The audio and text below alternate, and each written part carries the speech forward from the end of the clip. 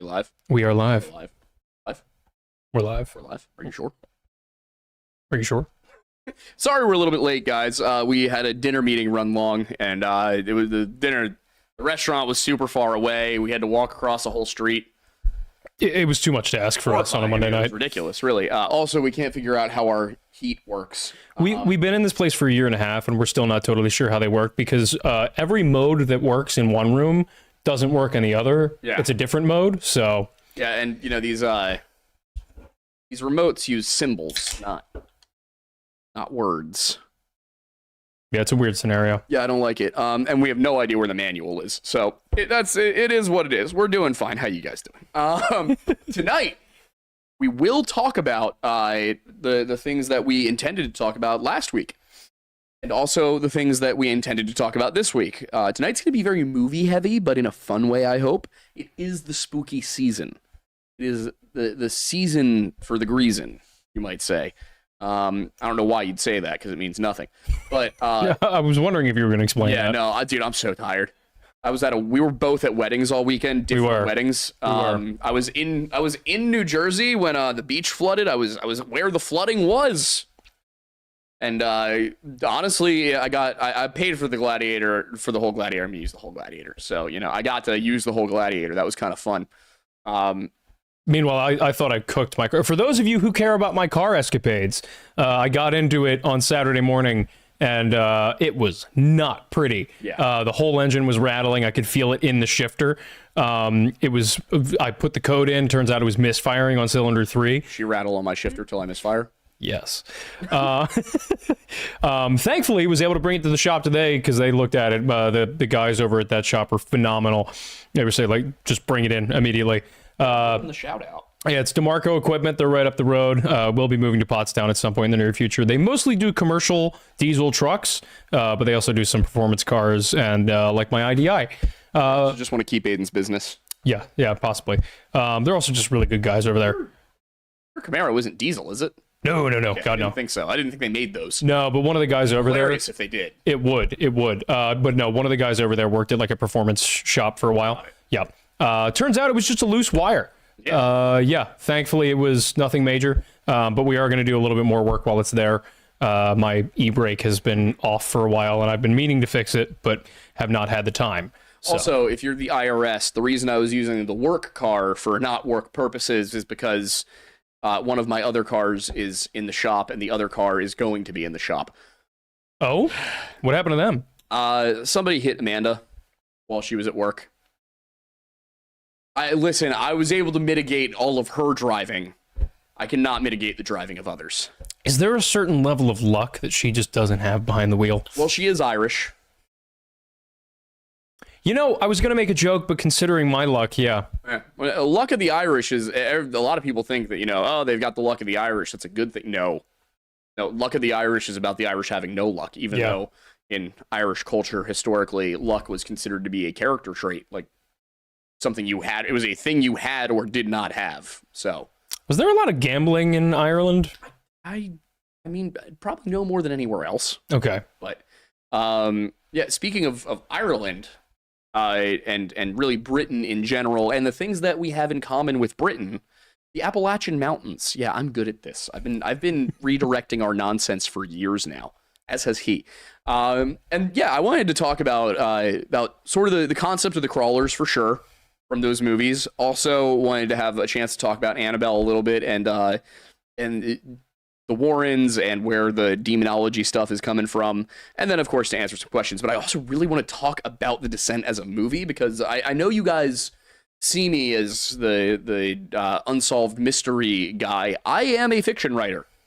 Yeah, that's how we started. That is literally the reason I went to school for what I went to school for is I was like, well, it worked for Tolkien.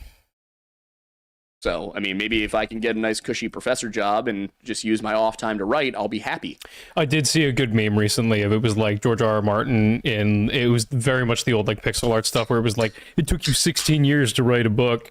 And then it was Tolkien as like a Giga Chad. And he was like, that was a hobby of mine while I was a full-time professor. Also, it's been 14 years, George. Where's the Winds of Winter, George? Where is it? What if? Wait. Dream of spring, more like a dream of winds of winter. Wait, I have a thought. What? What if season 7 and 8 of Game of Thrones was what he was planning, That is the theory. and that the reaction to it was like, I have to redo everything. Yeah, I'm guessing that the way he had it worked out made a lot more sense. Also, watching that show back, and Amanda and I watched it in a very short period of time, like we just went through it. If you watch it in 5 weeks instead of 8 years, Dany's story arc makes a lot more sense. I can generally get an idea of where you're coming from, but elaborate. Well, remember when we were watching the show when it was actually on and you were watching week to week and everything, and then at the very end, spoiler alert, at the very end, Daenerys seems to suddenly go absolutely batshit insane. Yes, like out of nowhere in one season. When you watch it all the way through, you see it coming. Like, it definitely makes a lot more sense. Does it seem more gradual, or does the suddenness of it make more sense? It seems more gradual. You see the flashes of the insanity there more clearly. Because when you're watching it on TV, it's like, oh, that was a little harsh, don't you think? But they were slavers, and you're like, well, that was a little harsh, but they were traitors. And then you see it all back to back to back, and you're like, this isn't just harsh. This is sadistic. Yeah. This is brutal. And I think part of the reason that you don't see it as much in the books is because the books, she's still in Meereen. Okay, yeah, that makes sense. Last we left Dany in the books, she is like out in the wilderness having fled the city. No, wait, here's the other question. Watching it all together in one go, does the ending feel any less bad? No. Okay. The thing that really killed me was the absolute 180 that Jaime took at the very end. That was stupid. That made no sense. Here's the thing. Season 8 makes so little sense in terms of character development decisions that I have to assume in the books that's a lot more book. And that we understand that we see Jaime's internal conflict and everything. But enough about Game of Thrones. I want to talk about Crawlers. Because one thing that I, for one, was very surprised at how much you guys liked the most recent video. Oh, yeah, we both were. We both were like, it's Halloween. We always do poorly in December. Let's just do something that'll be a little bit more fun, that we won't, He did mean October. Yeah, October. What keeps happening is every year, basically in October and then December, I work my booty off. And I usually do some of my best work during those time periods, if I'm being honest. Yep. But I work really hard. And then because of the holidays and midterms, we just do abysmally in terms of views. Which I know, I'm not meaning to complain about things, but just so you guys understand, for me, that's disheartening, because I'm like, I worked so hard on that. And nobody cared. It's a project. I put a lot of effort into everything, so it gets disheartening when it's like, man, nothing I do works, or have we fallen off? Does the audience not like us anymore? I go through a range of emotions, and then I pull it together at the very end of the week. Aiden hears me talk about ending my own life at least 3 times a week. Unfortunately. Yeah. Anyway, really was happy with how much you liked this video. Made me very hopeful that, okay, maybe I can do some fun stuff in the future.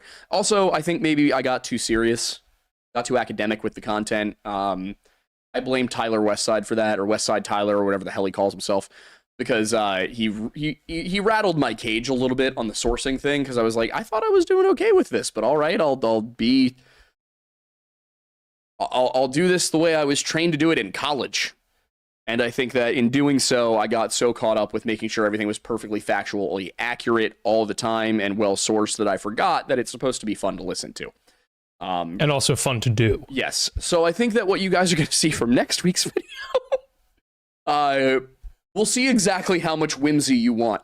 Because that's a good point. Trust me, it's going to be whimsical. But yeah, so we're going to be doing some more of that, I think, some more diving into a few more movies, as much as I can relate them to external context. But what I didn't talk about, because I was worried it would sort of overpower the video and that you guys wouldn't care, but then I saw how much you enjoyed his part and Roanoke's part. Also, in relation to that, it looks like I am starting a film channel, so we'll keep you guys updated on that. Mm-hmm.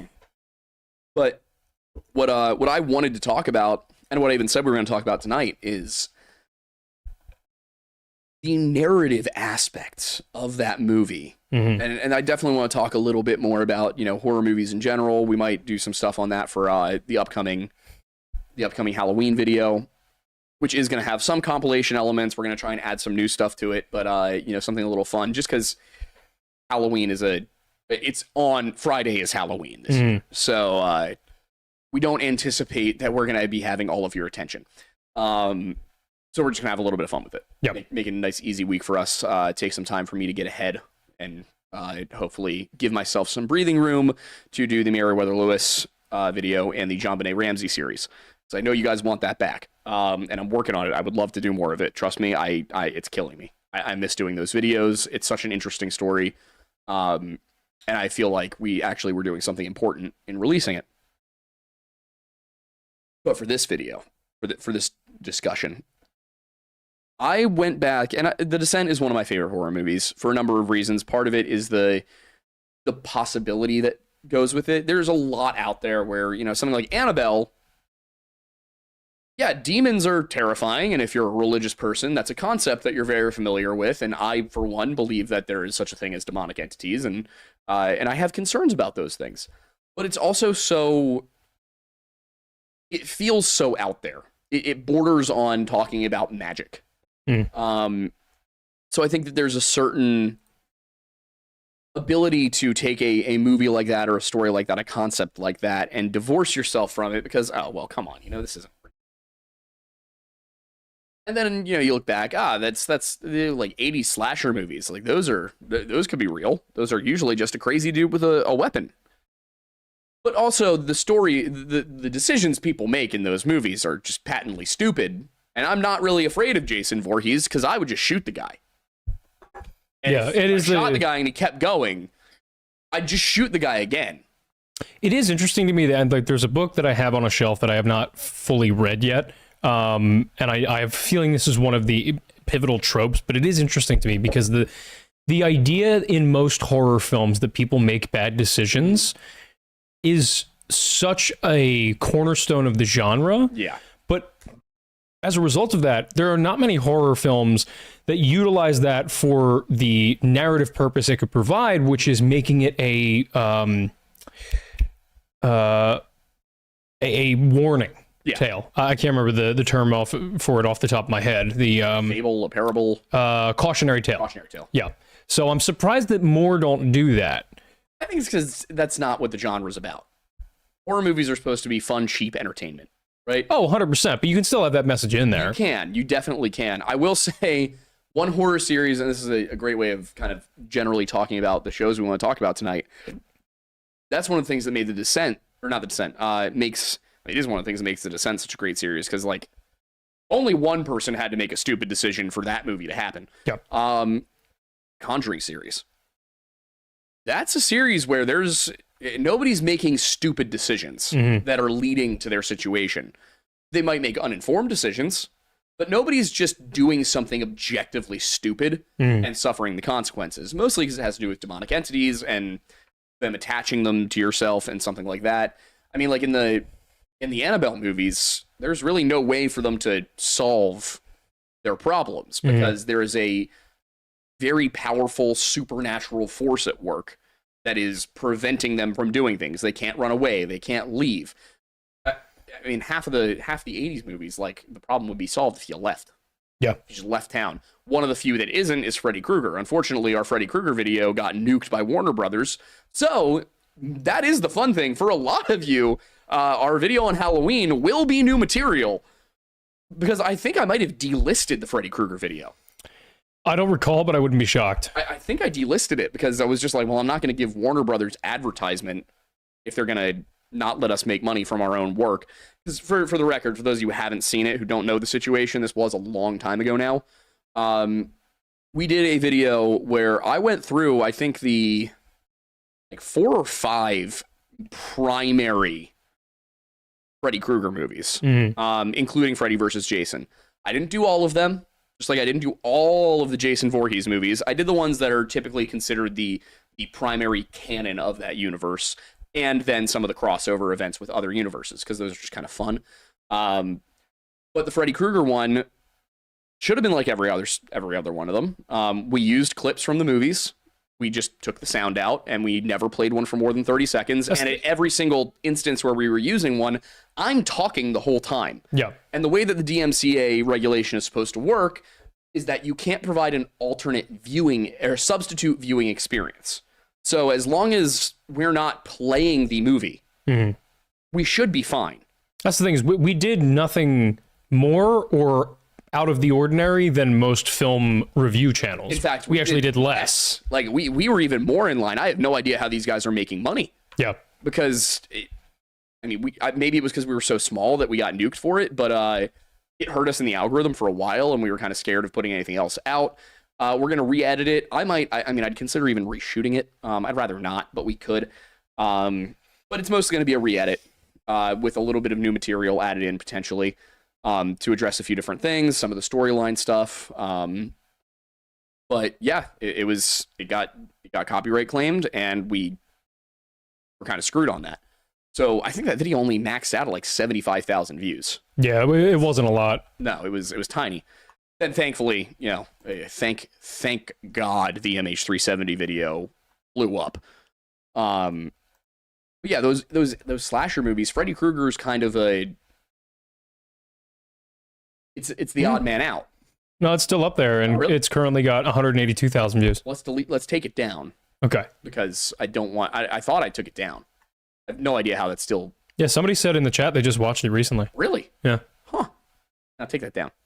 All right. But yeah, it won't just be a re-release of the Freddy Krueger one. It'll be a compilation video including all the other ones, and maybe, if I have time, the addition of Halloween. We also will be throwing in, I think, our video on the history of Halloween. So, and that should be the last compilation video for the year. To be just frank with you guys, we use those as a way to give ourselves some breathing room, so I can focus more on the new stories and give them the depth that they deserve. Yeah, the biggest problem is that we have schedules now that are so packed, and now we have like things happening in life, like weddings and other elements within relationships and families and friends that sometimes take priority over work, and that You guys will have leave. noticed we literally put a video out every week, which means Yes. we never take vacations. Correct. So we have never taken a vacation. yeah, the compilation videos are kind of a way that allow us to take a little bit of vacation. Hi, speaking of weddings, there's my fiance. How you doing? Or she's gonna go say hi. But yeah, so all those old slasher movies, with the exception of Freddy Krueger, because he's a demonic entity that infests your dreams, you can solve your problem by leaving. You just don't stay at the summer camp. You don't stay in the town. You just go. Even like the Scream movies, just leave. Just don't be there. Something like Annabelle, that is not an option. One of the reasons I think that The Descent, though, is such a special horror movie is because it puts the characters in a situation that they can't actually just escape from. And it does it without introducing any paranormal aspects whatsoever. But the movie itself, as a narrative, I think, and there's a reason, I know some people in the comments were like, really, a masterpiece? I mean, it's okay. It's kind of cheap horror, like, stuff. Just people in a cave. What's so special about it? From a narrative perspective, this is a movie that starts off as a Final Destination movie. It's that classic driving down the highway and something in front of you falls off a car and impales you. It's downstairs on the table. Yeah, it's right inside the door. Yep. Sounds good. Love you. Got her stew. Very nice. Let me know if there's no meat in it, because there was no meat in mine. I asked them to put meat in yours specifically, but if they didn't put meat in it, then I will harm them. As is my duty as a man. Exactly. Yeah, he'll be fine. He might follow you down. He'll come back up. I'm trying to talk about the movie.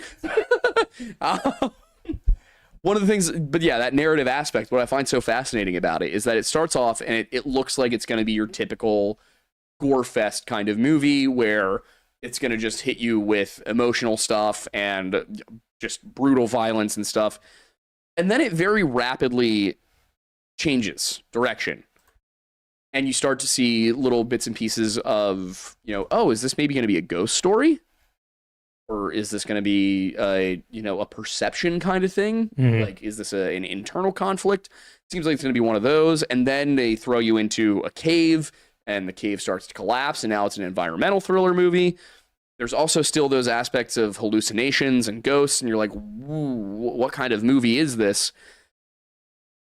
And then you get to the point where it really introduces what the movie is. Mhm. But up until that point, it kind of keeps you guessing as to what the conflict of the film is going to be. There's even a moment where it seems like it might be like person versus person. Yeah. Because there's that little thing they throw in where it seems like Juno had an affair with Sarah's husband. Yeah. A lot of little things like that, and then they finally hit you over the head, and it's a completely different kind of movie than you thought. But it's also not paranormal. Yeah. There's nothing paranormal about that. And that's why part of the reason we brought in Roanoke was to talk about like why this is a possibility. Mhm. Nobody was saying this is very likely. This is happening out there. But it is possible. Yeah, without a doubt, especially from the research that he said. And I do like, in this instance, there was a little bit of that, cautionary tale with Juno specifically, because it is very heavily implied in the very beginning of the movie. And it's very brief, but it's pretty heavy that there is something going on between her and the protagonist's husband. Mm-hmm. And also the element where she, spoilers, prevents her friend from being able to have any chance of getting out of the cave, and then essentially lies about it. And you're mixing up Sarah and Juno. Sarah's the one who gets out of the cave at the end of the movie. Yes, I'm talking about when Juno. No, it's Sarah that does that to Juno.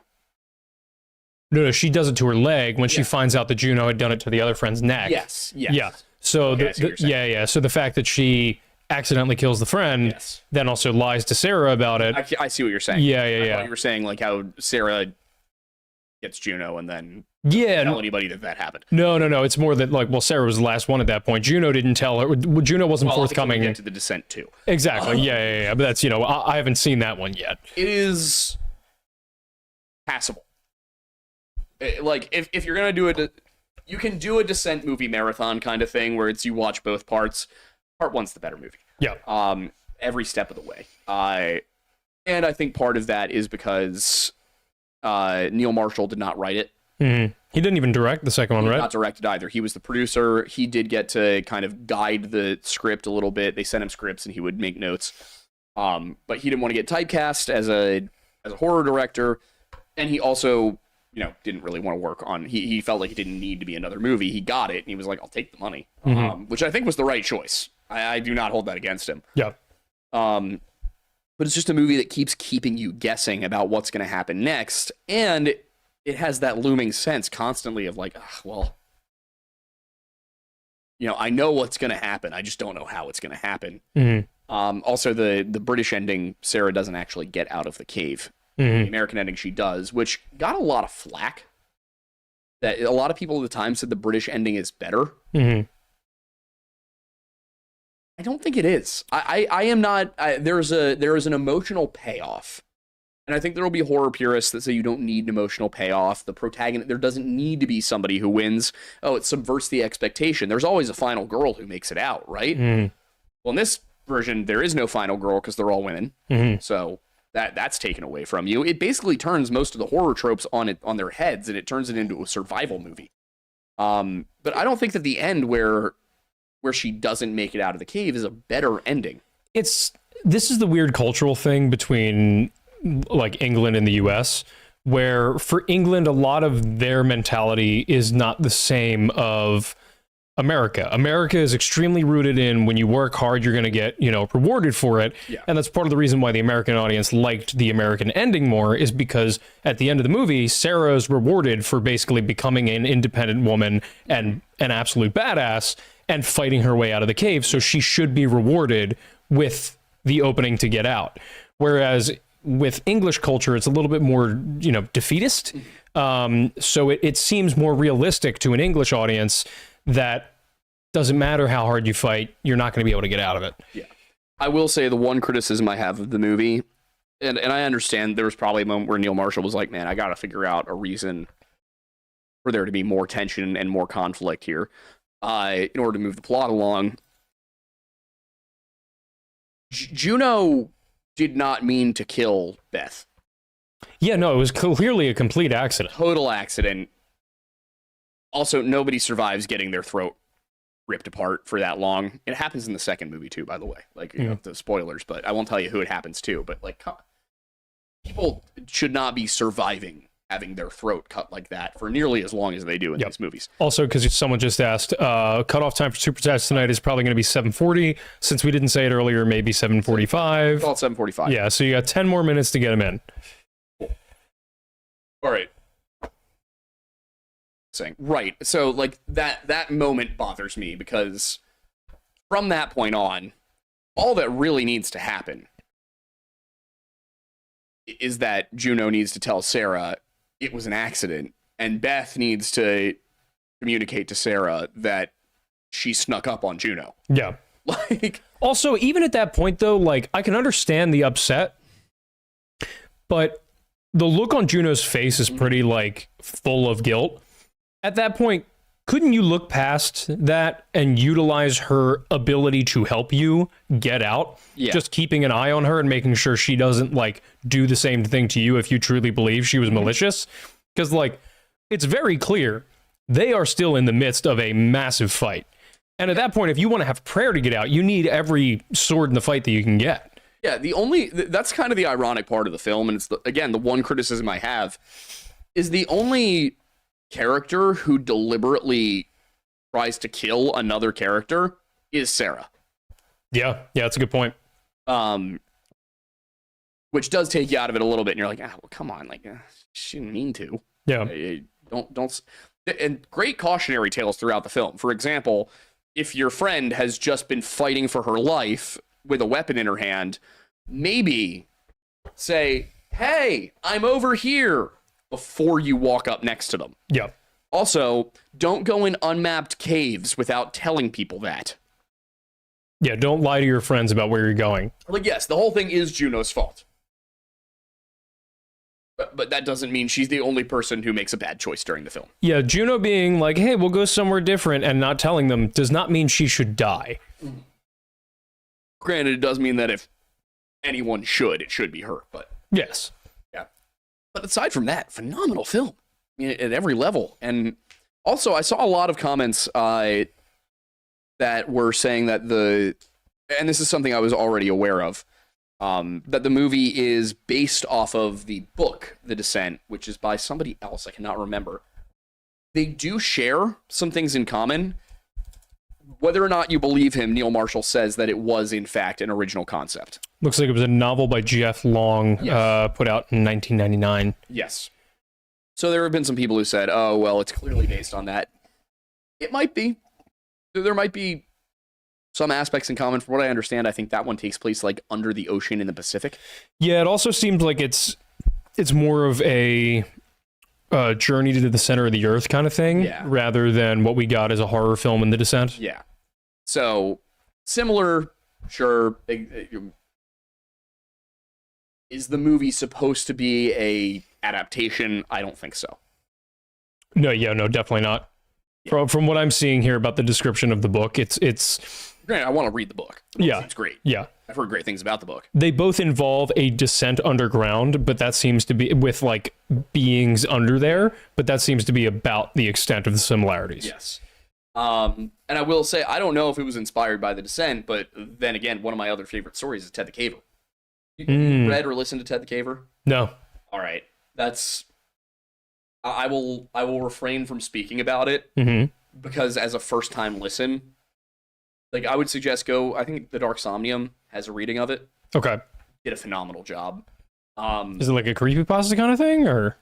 It has been referred to as like the first creepypasta.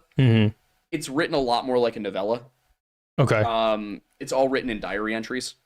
Oh, interesting. Yeah, Okay. by Ted talking about what he did throughout the day. And of course, it blurs that a little bit. It gets more into narrative, like they're like blog posts. And if I remember correctly, early on, it was a website that was a blog. And that's Got it. I miss. 2000s internet was such a cool place. It was. The only issue with 2000s internet was discoverability, I feel. Yeah. But that was the cool thing, was like, the Blair Witch Project. Very early, right? Yeah. But it was a website that was not a movie website. Mhm. You were supposed to think it was real. Same thing with Ted the Caver. Same thing with a lot of the early creepypasta kind of stuff. Is it was designed to be as analog as possible.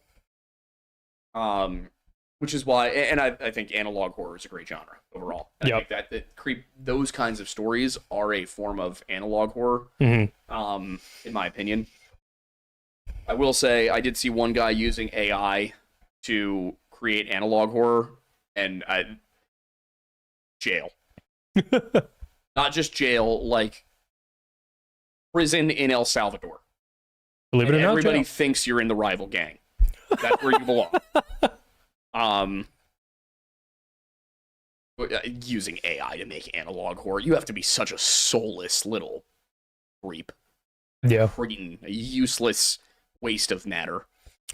If you thought we got away from AI, Yeah, if you're using AI to create analog horror, you should be turned into fertilizer. Disgust me. Pathetic worm. Pathetic worm. But I do want to talk about The Conjuring as well. We didn't get a chance to talk about that. I want to talk more about the actual story there. Because I have reached out to some people about the crawler stuff, and about the Moon-Eyed people and these stories of cave-dwelling groups. I am also very interested in the fact that you have stories about cave dwellers from the Pacific Northwest, but they're very different. Yeah. Like, they're still primitive, but they're sentient. I don't know if I would refer to the crawlers as sentient. I mean, that kind of fits They're the Sasquatch sentient. I thing, wouldn't right? call them sapient. Interesting. Yeah. How close does it fit the idea of the Sasquatch? Well, that's what I mean, is the Sasquatch are, in many of these stories, described as being able to speak, having communities. Like, they look different, they're physically different, Yeah. but they're still human, visibly. They're just not, they're not Indians, as the natives would say. Or they're strange Indians. There is a differentiation there between us and them. But they still speak languages, they still live in communities, they just are in the caves. Crawlers aren't like that. Yeah, no, very different. But you do, I had several Cherokee individuals comment on the video saying, like, on the Moon-Eyed people video, saying, hey, this is, but they weren't telling me I was wrong, but they were telling me that their tribe's version of it is different, in that they are seen as semi-humans or troglodytes, or there's a difference between us and them. They are antagonistic. It's not just that they were here first and they have white eyes. They do live in the caves. They do eat people. They do kidnap children. Much more in line with the crawlers of the Descent. Now, what I think is cool about the Conjuring series, and just the general based on a true story genre of horror,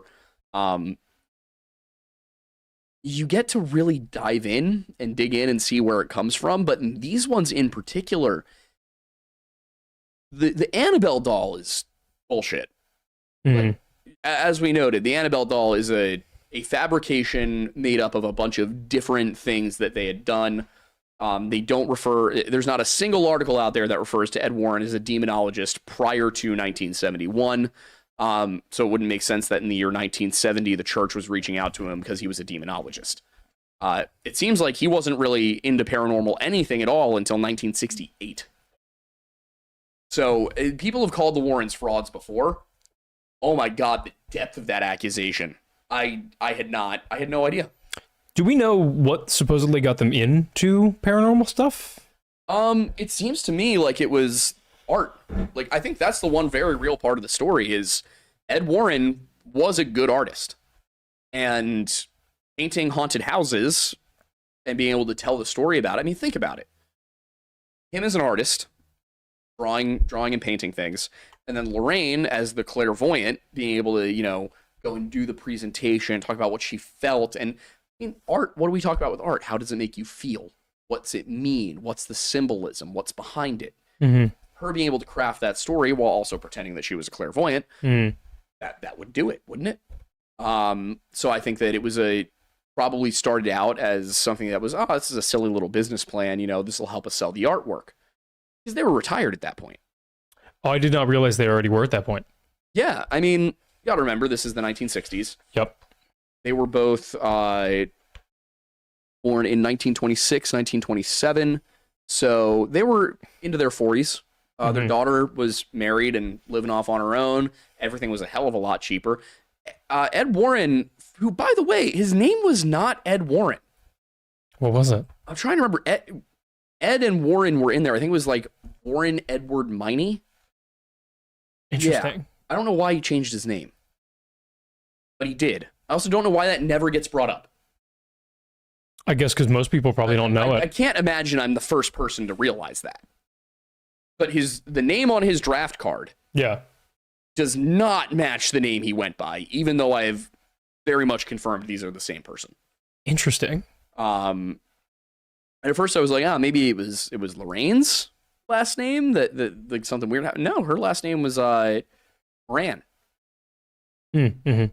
Lorraine Moran and Warren Edward Miney. No idea why they changed their names. I guess Ed Warren was more marketable than Warren Ed Miney. That's what I'm thinking. Is it has to be, and maybe they did that like once they decided to become artists. Yeah. And do that circuit. But no, he was a bus driver.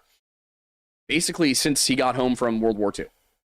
I guess, yeah, and especially if you were a bus driver, after 20 years, you're going to get a pension. So, yeah, that makes sense. Yeah, he was a public servant. He had a pension. They owned their house. He also, again, he was technically a World War II veteran, although I think he only spent 6 months in the Navy. So I would doubt he ever saw combat, just because he joined at the end of the war. I think he was drafted, but I'm not shit talking at all. I'm just like, I don't think he saw much. I don't think he would have seen combat, but he was in the military. He was a World War II veteran, so I don't know. Maybe there was also some pension for that as well. He didn't fight in Korea though. Mm-hmm. He was just out. They had a small child. That makes sense. He did the responsible thing. He and his wife got married. They had a daughter. He came home. He said, I'm going to get a nice, stable, safe job to make sure that everything runs smoothly. Also, in the 1940s, you can actually support a family on a bus driver salary, which is crazy. Look what the boomers took from us. Love you, Grandma. Not talking about you. Talking about the other ones. Be a milkman. Mm-hmm. Could have been a milkman. There's a way to bring it back. There is. You need to bring back milkman as a salaried position. We do. Mm-hmm. Yeah, Ed and Lorraine, I mean, what a fascinating grift. I think it started off that they were painting haunted houses, and they were like, this is a nice little retirement fund. It was doing well enough that they were able to either build or convert a back room of the house into being an art studio. Mm-hmm. And then I'm guessing that it probably got to the point where it was like, a local library invited them to talk about ghosts, about ghost stories. Then a university, and then a community center. And suddenly it's, wait a minute, I don't have to keep painting things. Mm-hmm. I can go and sit down with a tape recorder and basically just be a ghost hunter. I don't think they ever meant to do it. It's a great gig if you can get it. Yeah. And I think, look around now. The Ghost Adventures has been on TV for 20 years, and they've never found a single ghost. Yeah. I mean, I actually don't know. I haven't watched the entire show, but I've watched 2 episodes, and they definitely didn't find ghosts there. And you could tell how much they were making up. Guys, you're getting one hell of a dunk on Ghost Adventures next week. Yeah, it's going to be fun. Yeah, the Skinwalker invasion of Torrey, Utah. I also think, I wouldn't say this on the recorded version. I think that a lot of what Zach Baggins was working off of might have been fed to him by Mormons, which I would not. They're such nice people. Mormons are so nice. I would not want my car to break down in any state more than I'd want my car to break down in Utah. Yep. Mormons are some of the nicest people I've ever encountered. I have never met a Mormon who was mean to me. I know some of our audience are Mormons as well, and they know that as a Anglo-Catholic, I probably don't agree with them on much. But they're nice people. They're good people in general, and they did, leaving aside the 1850s, they did move off into their own space to do their own thing and not bother anybody, right? I mean, they also wanted to start their own Mormon country out there, but that's not really the point. Nice as they are, I would trust them with almost anything. If I needed help, I would not trust a Mormon to tell me anything about Native American history of any kind, because it's just not likely to be accurate. Definitely not. Granted, I wouldn't trust a middle school teacher to tell me anything about Native American history. I wouldn't trust just about anybody except for an expert on any given specific tribe to teach me about Native American history. Those of you who trust me to teach you about Native American history, you know why you can trust me? It's because I'm reading the works of anthropologists, and I am just reciting to you what they said. Like, in that respect, I am a history communicator. I am not a historian when it comes to Native American history. Mm-hmm. But I do study it. I think I do a decent job communicating it. But I am always backing that up with work from anthropologists, ethnographers, and I'm always telling you exactly where I got it. There's a lot of people out there who do not do that. There's a lot of people who are just reciting a given narrative. There are narratives that paint the Native Americans out to be absolute monsters who had to be driven off because it was the right thing to do. And then there's narratives that paint them as though they were completely nonviolent hippies who just lived in harmony with nature and never hurt anybody. And both of those things are wrong. Just like every other group of people in world history, the Native Americans were people who made magnificent art and could be trusted to be very kind at times, and they also could be incredibly dangerous and violent. Yeah. Just like every other culture in history. Our European ancestors were doing that, very, very recently, actually. And we all 2,000 years ago, in the grand scheme of things, it's not that long ago. If you're talking about like tribal societies, and the biggest difference there was they had iron. Yeah. So there's every single culture on Earth has had violence. Every single culture on Earth has had virtue. But that's except what's your one phrase? Except the Turks. No. What about the violence in the white man? Oh well, yes. Obviously, there's a savagery in the heart of the white men that is unparalleled by anyone else. That is not a criticism. Just an observation. I think that's done well for us in the past. Mm-hmm. I have benefited immensely from the savagery of my ancestors. Yes. As has most of us, if we're still here. But yeah, I would not trust the Ghost Adventures guys to tell you about Native Americans. They said that there was an underground Native American temple in Utah. Yeah.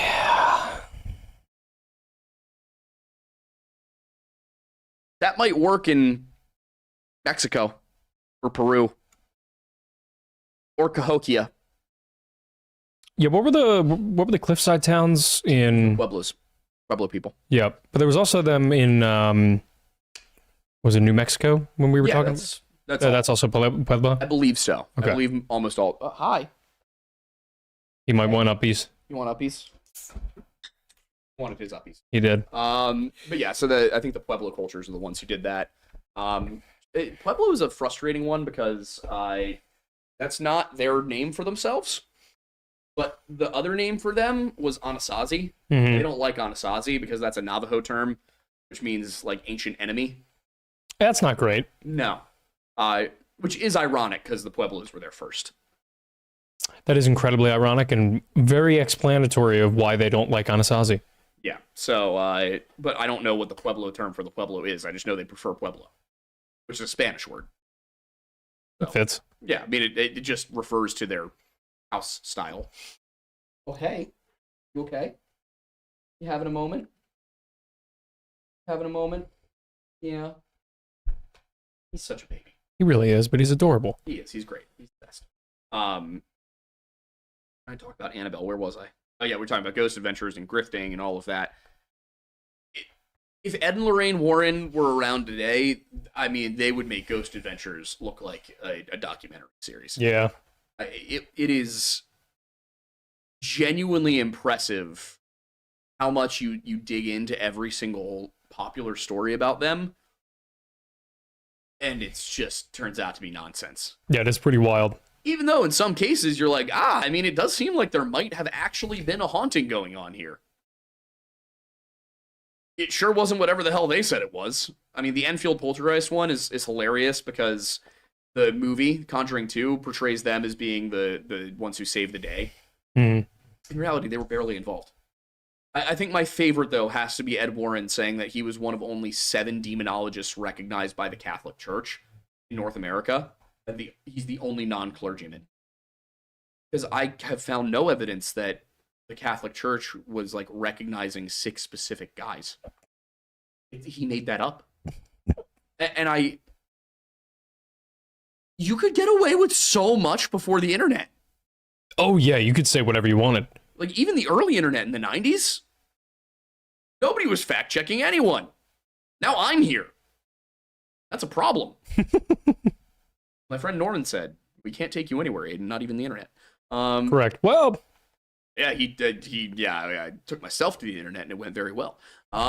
So far, so good. So far, so good. One day it won't. I'm sure one day I will say something that causes me to get executed. But you know what? We'll see. One day. You're having a good time until then. Exactly. What do you think is the most heinous thing you've seen Ed Warren say that you've come across so far? So far. Trying to think about some of the specifics. Is nothing like... There's been nothing that's been, like, objectionable from a moral standpoint. Mm-hmm. It's more just bizarre lies. Like, the whole Annabelle story with, the extent to which he changed details between the 1980 version and the mid-90s version. Mm-hmm. Because it's generally the same story, but he just reassigns comments to people. And this is a conversation he supposedly had on tape. So I think probably the one where he took everything Cal said, mm-hmm. and everything that Father Daniel said, and reassigned it to to just Cal, mm-hmm. and just like, yeah, this was the same thing. Also, the fact that he switched from their car stalling out on the way home from the Annabelle infestation to the Amityville one. Mm-hmm. Sir, what's going on? But by far, man, this is what it is.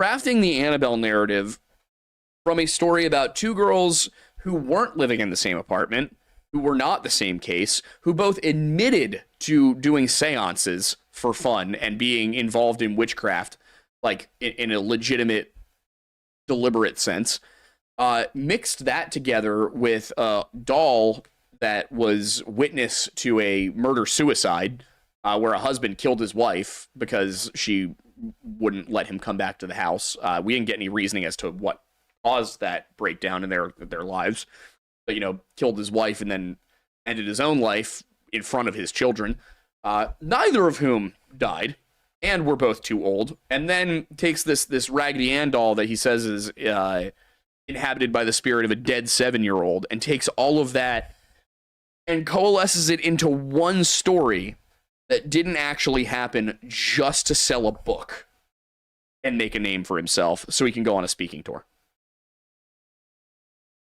That's pretty messed up, dude. Yeah. That is a messed up thing to do. It's a classic, well, you just gotta make that bread kind of vibe. Yeah. And the fact that, when the Conjuring movies came out, the guy who wrote the book, God, why is his name escaping me? Just did this video the other day. or a couple of weeks ago. Brittle, George Brittle, Gerald Brittle. Yeah, Gerald Brittle. That's what it was.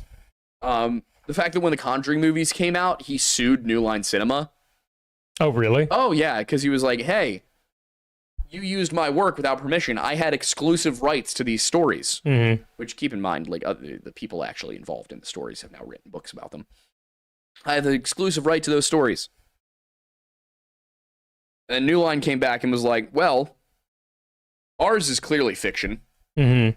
We marketed it as based on a true story, but that is a loose term. So you don't have any grounds to sue us. And then Gerald Brittle turns around and goes, actually, my book is fiction. And New Line just went, really? Like, you really think that's going to work? And Gerald Brittle went, yeah, my work was fiction. It was always fiction the whole time. Meanwhile, Lorraine Warren is still alive at this point and was consulted for the movies. Yeah. Catherine Vega, the actress who played her, spoke with her and like read the book. And was playing it to be as realistic to the real person inside of the fictional universe as possible. And so Brittle came out and was like, no, it was fiction. It was always fiction. It was never supposed to be. Like, what do you mean it's not? Meanwhile, in the book, he's like, this is a true story. Yep. And New Line just went, do you even know what a lawyer is? And the judge, I'm pretty sure they were in dispute for years. I don't think Brittle ever made any money from the Conjuring movies. In fact, I think he ended up getting countersued. Yeah, I wouldn't be surprised. And he probably had to pay a ton of lawyer fees for the initial suit, and then a ton of back money for the countersuit. Yeah, and then one thing that I do want to address, because I left it out, nobody has brought it up yet. I want to address it because I'm sure it will get brought up, and I will bring this up eventually. I just haven't found the right time to do it. There is also a really weird accusation against Ed and Lorraine Warren by a woman who claims that from the time she was, I think, 15, she lived in an upstairs apartment in the Warrens' house and was basically in a relationship with Ed for like 30 years. What? And that Lorraine knew about it, and that the story portrayed of them being this loving, devoted husband and wife couple is completely made up and fabricated, and Ed Warren was actually a pervert and a pedophile, and I haven't seen strong evidence of it. I have a hard time believing that nobody would have picked up on that. Then again, it was the mid-20th century. People weren't usually prying into each other's lives quite as much as they do now. Yep. There were cultural taboos against asking certain kinds of questions. Now we're suspicious of everything. Yeah. Constantly assuming that everybody is out to get us. Yeah. Probably not good for our blood pressure, but it also means that we probably catch a lot more weirdos than we used to. Yeah. It's also not great for community cohesion, but still, there's benefits. But yeah, there is an accusation that Ed and Lorraine basically had this girl just living with them so that Ed could sleep with her for like 20, 30 years. If it's true, that's horrible. Yeah. There were some things about the story that made me question it, such as the fact that I believe, based on the timeline, Judy would have already been grown up and out of the house. But the claim from that side is that Judy was living with her grandparents, and that's why she never knew about it. Which leads me to believe that this woman didn't actually live with the Warrens and didn't actually know them, or if she did know them, that she fabricated most of this. At the same time, there's a lot of details to the story, so it's kind of hard to go one way or the other. I haven't had a ton of time to research it, but it is a weird accusation that Ed, basically from the time this girl was a 15-year-old, was grooming her, and that Lorraine fine with it, I guess. Which, I don't even...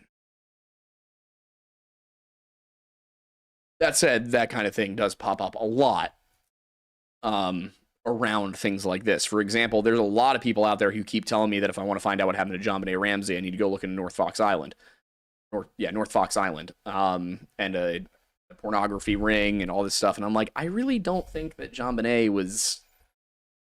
I don't think an island in Michigan has much to do with John Benet. You know what's something interesting about conspiracy theories like that I've been thinking about for the past 24 hours because I was looking into certain elements of the 9/11 story yesterday? Oh yeah, guys.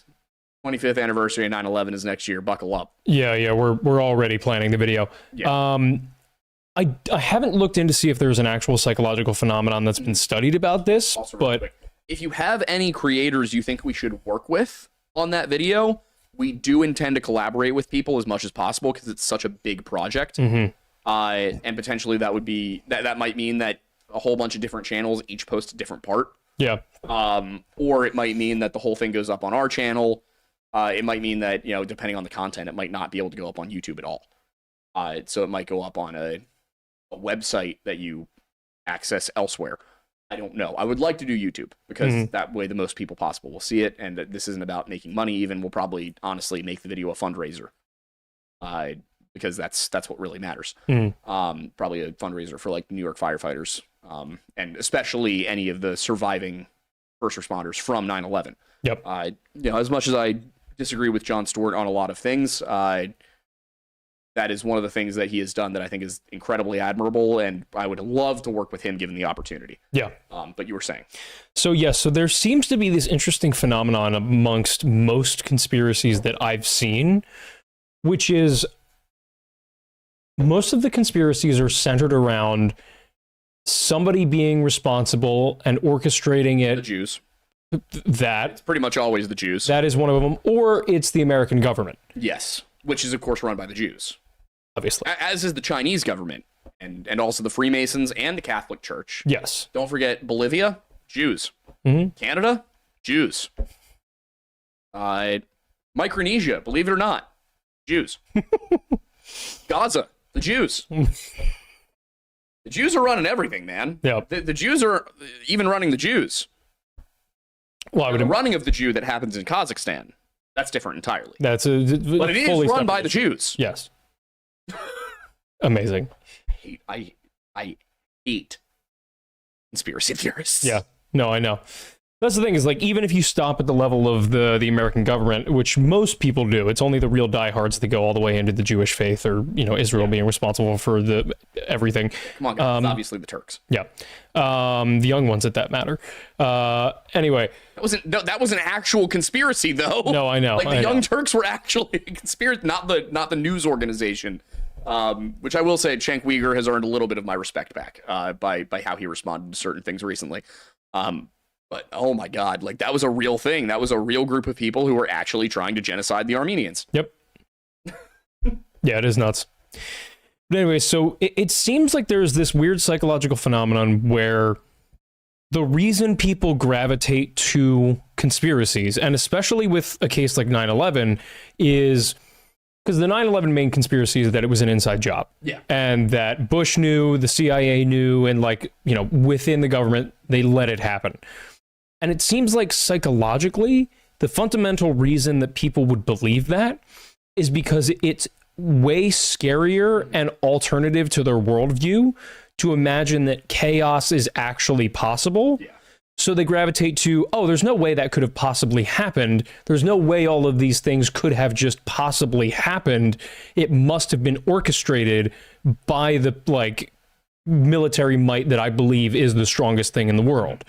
And same thing with the JFK thing. Now, I think that one has a lot more footing as a conspiracy. Yeah.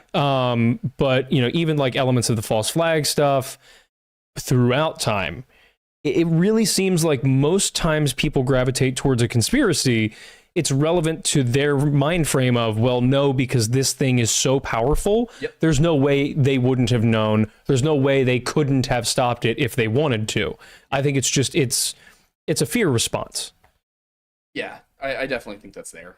I think also just lack of intelligence plays into it to some extent. Our pattern recognition is incredibly helpful. People then start to see patterns that aren't there a lot of the time.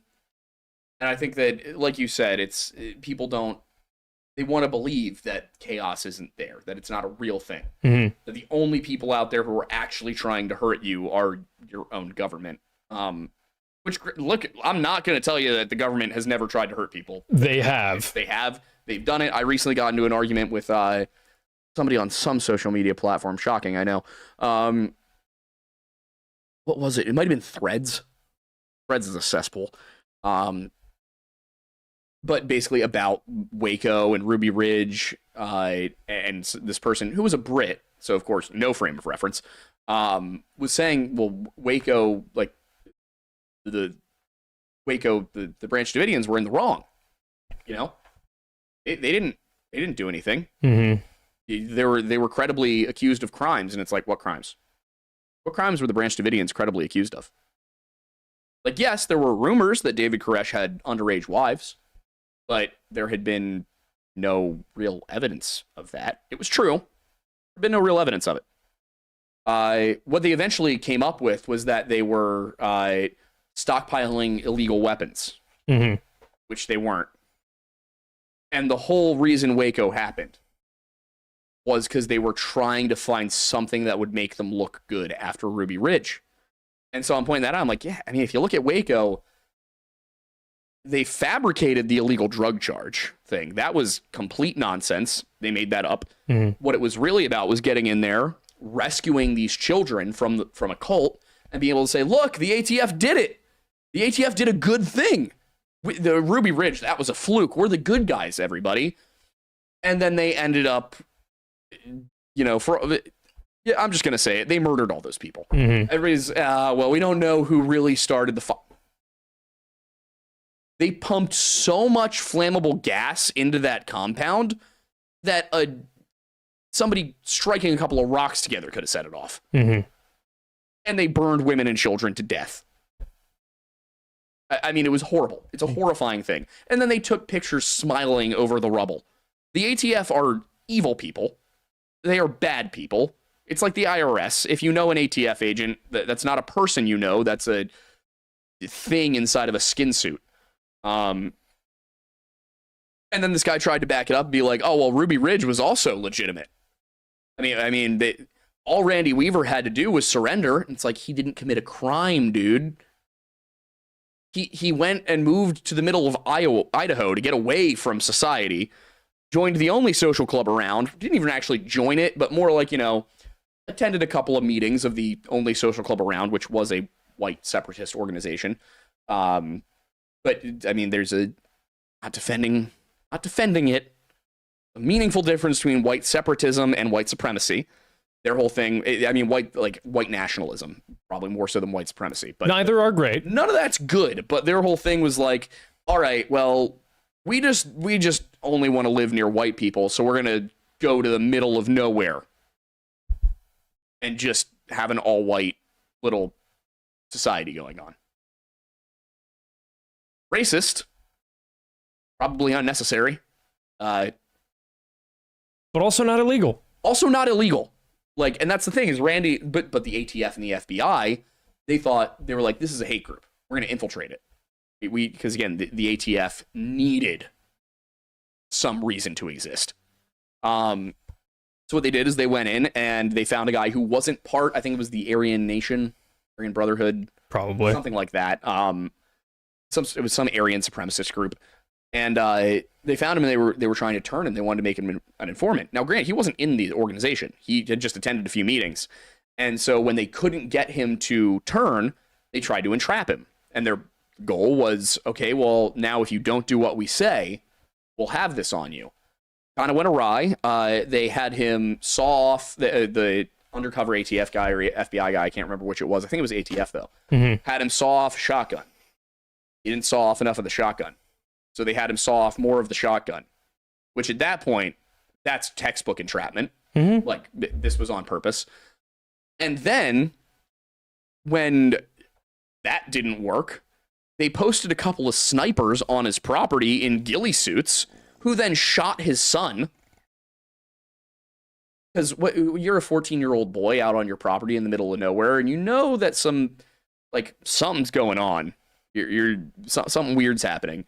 You see some dudes with guns on your property, gonna defend yourself. Yeah. They shoot and kill his son. They shoot and kill his dog. They shoot and kill his wife. And then it turns out he never actually broke the law outside of that one thing that he was entrapped to do. Mm-hmm. That looks terrible. But this guy, this British guy, is like, well, why would you ever want to own guns? And I'm like, that's not a crime, dude. That might be a crime over in ridiculous land where you live, but I can own a shotgun. That's okay here. They also can own shotguns there too, which is ironic. There's just a lot of steps to it. Like, dude, it's not my fault that, you decided to cede your country to lunatics. Yeah, also like 1984 is a guide. Also, like, the reason that our country exists is because we were able to own guns. Yeah, I'm sitting here, I'm talking to a British guy who's telling me that the gun owners were wrong in America, and I'm like, you do realize this is why our country exists, right? Yeah. We fought a war against you to not have to care about your opinions.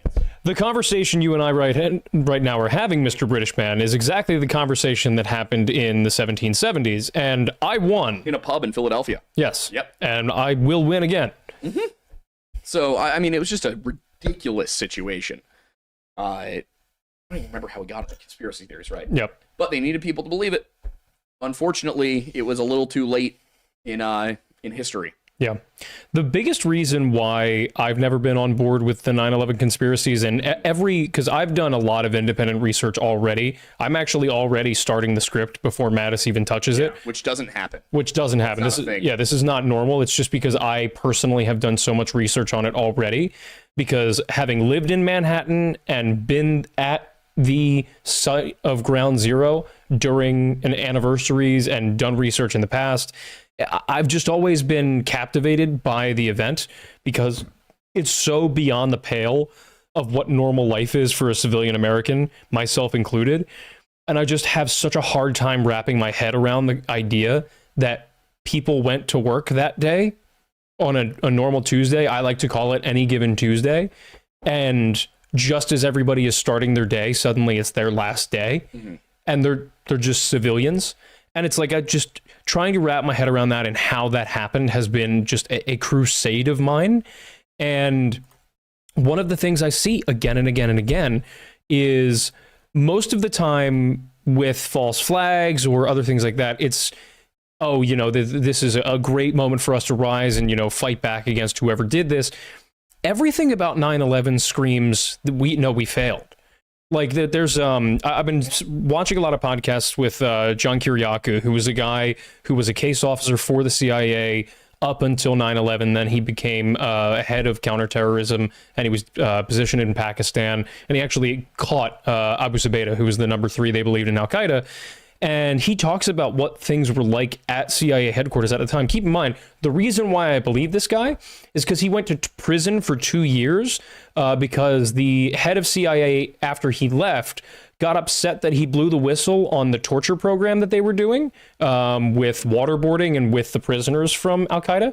And the whole reason that the torture program existed is because the CIA was so upset that they failed so bad that they wanted revenge against these guys because they felt so slighted. But anyway, he talks about in July of 2001, they all get called into a meeting because most case officers had their groups of specific, areas of interest, and his was in Greece.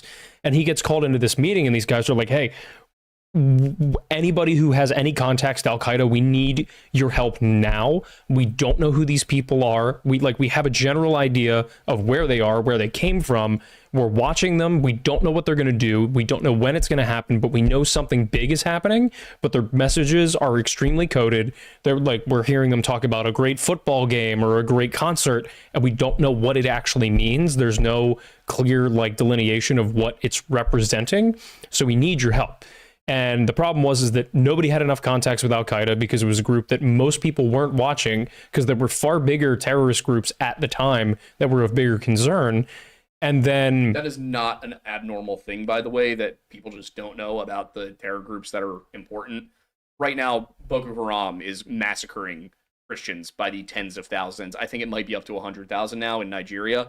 Yeah, it's not on the news. Yeah, there is a genocide against Christians going on in Nigeria right now, and you don't hear about it. Yeah, And the biggest problem with Al Qaeda was that, because similar to that, like, they were really covert. These were smart guys. They planned it extremely well. That's the other thing about Al Qaeda is this was not a group of it was all made to seem like these were slighted, uneducated people living out in the desert who were fundamentalists who just hated the West and hated everything, and their leaders were Oxford educated. Yeah. Bin Laden was a nepo baby. His family were billionaires. Billions of dollars. Yeah. The whole reason, and I was telling this to Mattis earlier today, and this is for my research mostly yesterday, the whole reason that Bin Laden ended up committing 9/11 is because he got radicalized by the equivalent of a Muslim Jordan Peterson in college. Like, it's funny, but it's true. Like, it's amazing to me. I understand that Muhammad had to go to the underworld to rescue his 9-year-old wife from the serpent. Yes. Yep. Pretty much. Mm-hmm. But you see, he said, if I'm a false prophet, then may my aorta be cut. And then he died saying that he had pain in his aorta. Yeah. What a guy. What a guy. What a dude. You know how many passages there are from Islamic literature about him being covered in semen? No. I mean, any would be too many, but there's a lot. What? He was a freak.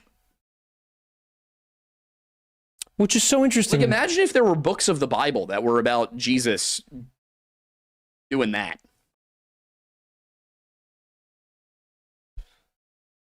Yeah. It's just weird. Yeah, it's odd. Yeah. But yeah, so that's the thing about 9/11. There were so many factors that make way more sense for it to have been Bin Laden and Al Qaeda than it being an inside job, because there was really no good motive. All of the things about, like, Dick Cheney making money off the Iraq War and everything along those lines. Which, granted, Dick Cheney did make money off of the Iraq. He did. That's without a doubt. But most of that came as a result of the outfall 2 years later. Yeah. They used the surge of patriotic, power and the fighting in Afghanistan to then go into Iraq and, like, use it as an excuse to then make money off of it. The crazy thing is, like, I was alive for this. Yeah. I was very young. But even it was relatively recently in my life that I was like, wait a minute, we invaded Afghanistan in 2001? Yeah, it was immediate. It was within months, I believe. Well, no, we did. There was a lot of deliberation from Congress because Bush wanted to go in immediately. Yeah. Because he was like, we can't. A couple months. Yeah, well, because they deliberated. They were like, you need to, like, properly declare war, and this needs to be a justifiable response. And he was like, we still did that. Yeah, right. But he was like upset and was discussing with Cheney and, like, Condoleezza Rice and all these different people. He was like, we can't let ourselves look weak against these guys. Like, this has never happened to us before. And most of the government officials were telling him, understood, respect, we have to wait. We have to make sure that we're doing this right, which we didn't. We didn't. You did not. Definitely didn't. Big mistakes all around. But again, that also goes against the narrative of, oh, this was a big government conspiracy just to get in there. It's like, no, Bush was acting emotionally because of what happened, because he's the face and he doesn't want to look weak, especially considering immediately after the attacks, he started getting roasted because when he was whispered to in the kindergarten class, everybody was furious that he didn't storm out of the room immediately. I think he did the right thing there. Agree. I fully agree. But for years after the fact, because he essentially froze and he was sitting there thinking about strategy, most of the American public at the time thought he was a weak president, thought he was, incapable of rising to the duty. Yeah. And again, like, most of the things that happened in the immediate aftermath of the event lend a lot more credence to the idea that this was just a chaotic event that we were unprepared for, and then we used as an excuse to do bad things. Yeah. Which, unfortunately, it seems like the government, every single time they have an excuse to do a bad thing, they do. They do, unfortunately, yeah. Like, what is wrong with people? Everybody's out for themselves. Yeah. All right. Well, we should definitely go to Super Chats. Yeah, we definitely need to. All right. Yeah. So, like I said earlier in the show, we went until 7:45 for Super Chats. I should put up a thing. Is there, like, a timer we could do? Potentially, but at the very least, I can put up a graphic that says, like, super chats until XYZ. We'll read all super chats submitted before 7:45. Yeah, that's fair. But yeah, okay, so first two are going to be from Asklor, saying another stream and another donation until the Finno-Korean Hyperwar episode, and don't forget the Muscular Christianity episode. You guys are killing me. It's fun, though. Dr. Glorfindel's been a member for 14 months. Damn, dude. I know. Tell Father Ben I'm sorry I missed church yesterday. I was at the beach. Wedding times. Telemachus 2814 has been a member for 6 months. Okay. Good. Inferno Mountain Dew for $5 says, hey guys, have you heard about the Gretchen Fleming case? What? Not many of these things happen in my little area. Little transparency from the police. I will look it up. Also, Gretchen is a terrible name. Why would you do that to somebody? Yeah, it's pretty brutal. Yeah. The only Gretchen that comes to mind in my mind is Whitmer, and she looks like a supervillain. Who? Gretchen Whitmer, the governor of Michigan. Oh. Like, she came out for like a press conference a couple of years ago, literally dressed like a supervillain, and I'm like, dude, what are you doing? Politicians got to stop doing that. I think, like, the Dark Brandon thing, they keep trying to, like, look cool by being all, like, you know, wearing black and... Guys, you're politicians. You're supposed to look bland. Yeah, it's... Stop trying to look cool. You're not cool. No matter which side of the aisle you're on, just stop doing that. What was it, Gretchen? Gretchen Fleming. Fleming. Yeah, it's a rough name, dude. Yeah, it's pretty brutal. Gretchen Eve Fleming from the FBI. Okay. I have it pulled up. Poster say. Federal Bureau of Investigation's Pittsburgh field office and Parkersburg Police Department in Wood County, West Virginia, seeking assistance for the public. Last seen leaving My Way Lounge in Parkersburg, West Virginia in the early morning. Okay, yeah, I'll look into it. See if I can find anything. Cool. Next up is going to be from Gomb. I've not pre-read this. As Chimp has said, I pre-ordered my potential elder women wife on Sunday. Wedding is in July. Come July, my poor tender gumbussy will be decimated nightly. Like I said, did not pre-read. Lodge boys, you'll be invited. SOS will be a +1. Oh, significant others will be +1s. So, yeah. Woo, boy. Speaking of Michigan. Yeah. I was not prepared for any of that message. Yeah, I was prepared for the first part. Yeah. Congratulations. Did not need the word gumbussy in my life. I feel like it's not the first time, though. It's not. But you never get accustomed to the gumbussy. That's a good point. Waffles Cowpig says Unga Bunga Lore Lodge. Hell yeah.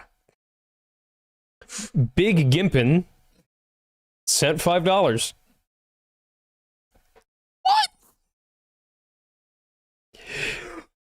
What?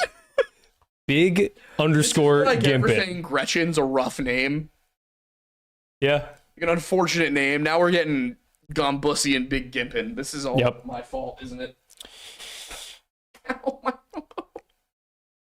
Oh, wait, ouch, your bones. My joints. Yeah, all right. TW Chicago says, want to talk about James Franklin's buyout?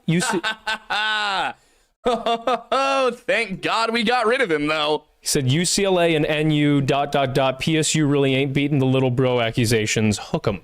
Yeah, that was, I have been a James Franklin hater basically his entire time at Penn State. I keep seeing all these people who are like, oh, well, he pulled the program out of a really dark place and brought it back to national prominence. First of all, he has never won anything. Anything ever important. Never once. A couple of bowl games, but we've always been good at those. You want to know who brought us out of a really dark place? Bill O'Brien, who, when Penn State was sanctioned and couldn't give out scholarships, somehow managed to have good seasons. Took a group of, it was the equivalent of going to the local Walmart and picking people out of the store and putting them on a football team. He had no 5-star recruits, no 4-star recruits. He did not have a good team around him. And he somehow managed to win games. I have to highlight that Alex just said Aiden is a professional hater. Yeah. I've said it before. I've got a doctorate in hating. Yeah. Not very Christian of you. Yeah, it's the H in my PhD stands for hate. What's the PD stand for? I'll get back to you on that. Fair enough. I'll consult my advisor. Nice. Badass username of F35C, or I should say F35 Charlie, says, "Hey guys, first time catching the live actually. Love the work and the level of research and respect in your videos. Please cover the Yellow Deli cult. I just found one up by where I live in Boston." Ah, yes, I've heard of this. I wanted to show you guys the boy, but he is not cooperating. Yes, I've heard of the Yellow Deli cult thing. I'm interested in this. I want to do an episode on this. It's fair. Are you aware of what it is? I am not. I can't explain it well enough. I'm Okay. sorry. I've also been told recently we need to look into the Brown Mountain Lights. I was talking with my buddy Matt at the... Wendigoon did a video on that. Did he? Yeah. You are such a complainer. But yeah, I can do that. Oh, okay. All right. Would you relax? Believe it or not, he is relaxed right now. This is... Unfortunately, he's just a weird guy. I was going to say, he's a little too relaxed. He's just kind of a weird...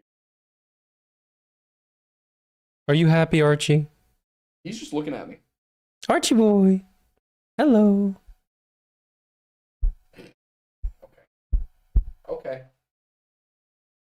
He genuinely just wants to be as close to you as he can. Literally. Would you like uppies onto the table?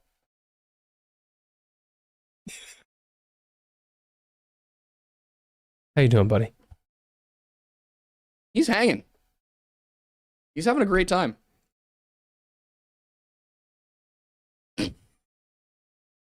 Okay. Continue.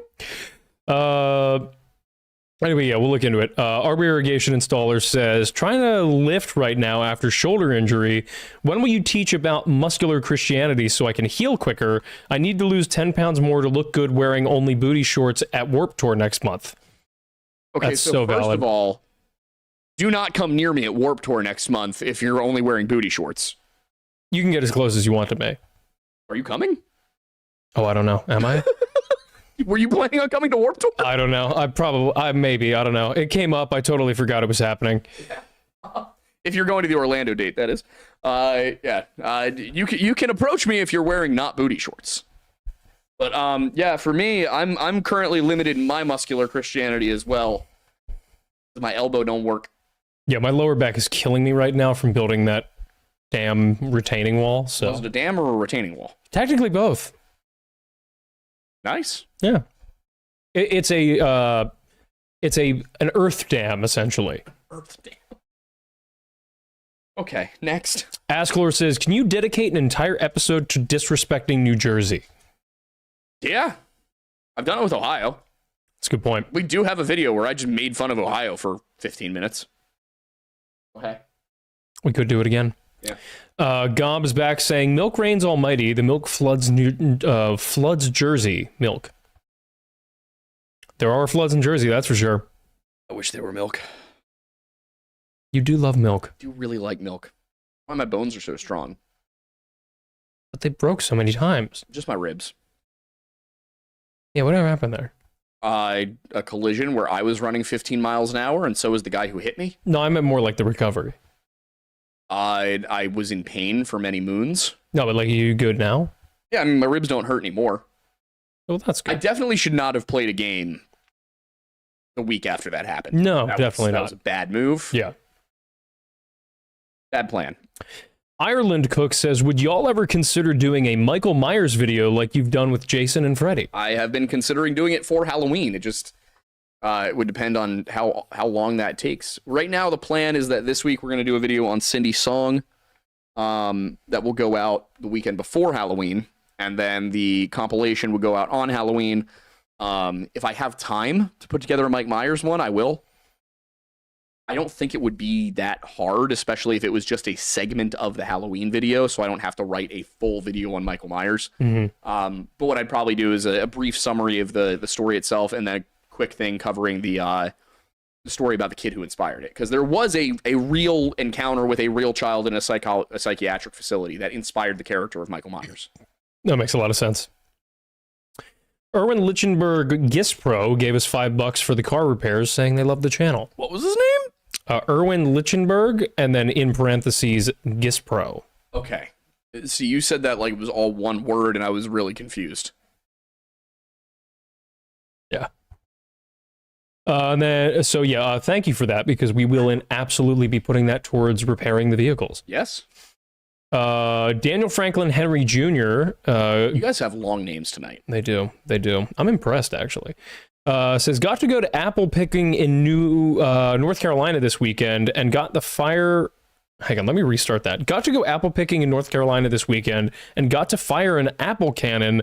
Also, hunting season is here. I love fall. So valid. Dude, fall is my favorite season. I'm a big October guy. Yeah. October and November are peak. Yeah, fall is goated. Best seasons. Best months, I should say. Yeah, I don't hunt. I'm very excited because I now have friends who do, and I'm planning to offer them delicious stews in exchange for them giving me some of their meat. That's the hope. The problem is none of us have time to go out hunting this year, so. Yeah, Brian keeps having to work in Reading. Yeah, and you know, my normal days. Yeah, but Brian's actually killed a deer before. No, he hasn't. Really? Yeah. I thought he had. Mm-mm. You guys suck at hunting. To be fair, I've gone once. I know. And I don't think he's that many more numbers He above also me. bow hunts, right? Yeah, I got a bow too. Yeah, but still, that's like, from what I understand, bow hunting is harder than rifle hunting. Correct, yeah, because you got to get way closer. Yeah. Like hide in a tree like a coward. Nah, some guys just walk. You should go out and fight that buck with a knife like a man. You want to come? I know you're not allowed to do that. I'd hear about a guy who lured a deer over to him, just hit it in the head with a hammer. Which is not legal. But he did report it, that he did have a tag. You know, at least he had a tag. Also, I mean, honestly, considering some of the videos I've seen of deer getting shot and running for quite a distance between finally collapsing from blood loss, one hit in the head with a hammer is humane. That's, yeah, it's not bad. if you take that thing out in one hit, deer never sees it coming. Yeah. The key is getting close enough to hit it. Yes, I think he gave it an apple. Rude. That is also not unlike what we do to cattle, so Yeah. it's actually pretty much the exact same process. Yeah. Use a bolt gun for them, right? Yep. So. We've gotten a lot more humane about killing things, guys, including each other. Yeah. Granted, that's mainly been because Canada keeps pushing the envelope. Hockey and war crimes, I guess. That's and syrup. And syrup. Mm-hmm. Griff says the channel needs another breakout like the Killdozer episode. Honestly, I think a good contender would be a trilogy of the McVeigh saga, starting with Ruby Ridge, then Waco, and then ending with the Oklahoma bombing. Was the Oklahoma bombing after Waco? What year was Waco? 93? I think the Oklahoma was 98. Is it that late? Think so. Could be wrong. You making a staff? What? I think you're making a staff. Not intentionally. 95. Ah. Yeah, I mean... See, this is the thing, is that, like, Ruby Ridge, got it. Waco, absolutely. Kind of afraid of what might happen to me if I do Oklahoma City. Why? I know very little about the event. There's a number of reasons to believe it wasn't Timothy McVeigh. And that he was basically the scapegoat. So, like, false flag kind of thing? Yeah. What would be the motivation? Sympathy for the FBI that really needed sympathy at the time. Got it. Yeah. So, yeah, I'm a little worried about what might happen to me. But yeah, that might do it. Oh boy. Yeah, we need something to do what Killdozer did. We haven't had a Killdozer this year. Yeah, well, that's the thing is like MH370 was trending, and we decided let's Yeah. just hop on it. Killdozer, we nailed it right at the right time of year. Yeah, because That we had gotta planned be that for months away. Tribe. Yep. Yeah. I mean, the closest thing we've had recently was the Missing 411. Yeah, I mean, that's the thing is like there's not really been anything trending or relevant. Yeah. Because Killdozer was the anniversary and MH370 was trending. Yeah. Granted, I would love to do Timothy McVeigh. I just feel like I need a lot of time to dive into that. Because Killdozer, as much work as I had to put into that was like a lot for being a week. Mm-hmm. Yeah, that was a big pull for both of us. It was, but it wasn't that far reaching. Every aspect of the story it took place in one spot. Whereas Timothy McVeigh, you got a lot of context. A lot more details about it out there. Yeah. Killdozer was basically me just being like, hey, here's some clear contradictions and things that the one guy who covered it said. Continue. Gom sent 2 super chats in what looks like either old or middle English. Come in.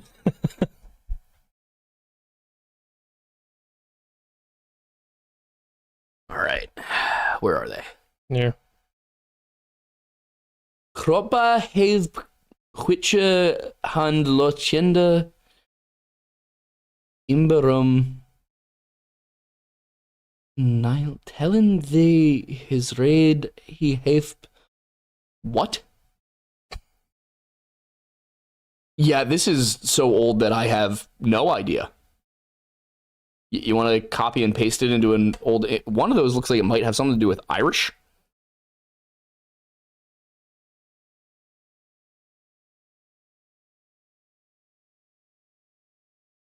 Oh my god. You guys aren't going to believe this. All right, hang on, go back to it. You're going to do it in the... Yeah. Like, Hropa hefruche hando chendem brum nagtellen the hydre. I can't even say it. It's pumped up kicks. He gave us old English pumped up kicks. Apparently, there is an existing cover. Respect.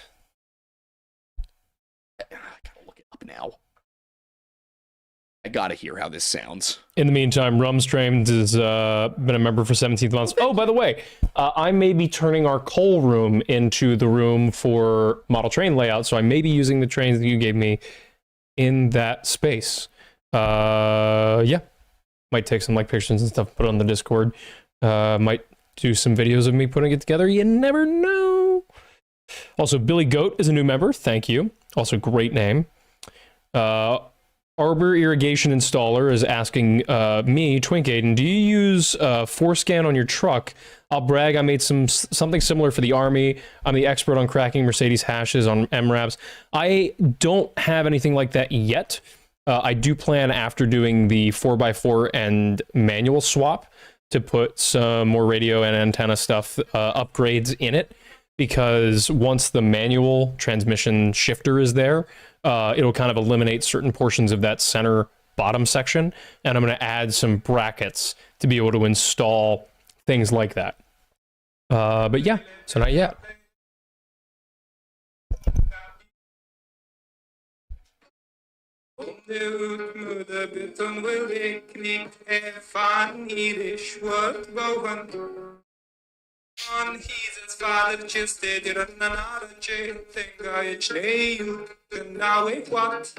Who did this?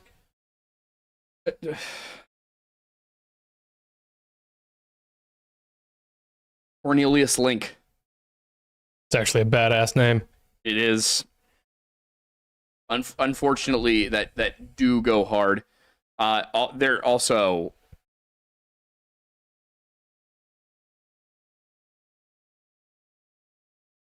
This exists as well.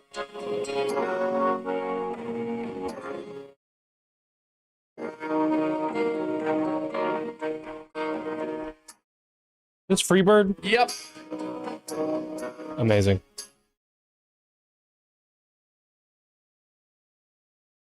Where's the solo?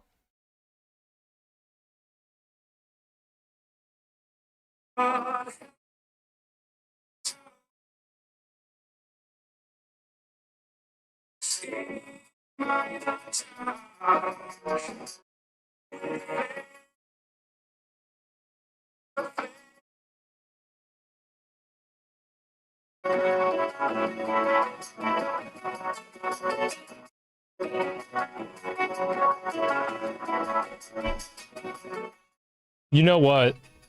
This would be perfect for a medieval, like a new version of A Knight's Tale kind of vibe. Oh, yeah.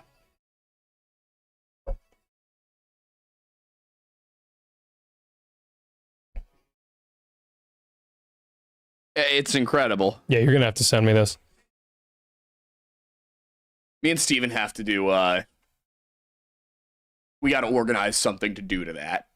Oh, what, like karaoke, or? No, like, we gotta get a whole bunch of LARP people together. Oh, yeah. And do a giant battle scene to it. Yeah, that'd be sick. What if we could recreate the scene from, Kingsman? Oh, yeah. That'd be a hell of yeah, that'd be fun. It'd be a hell of a poll.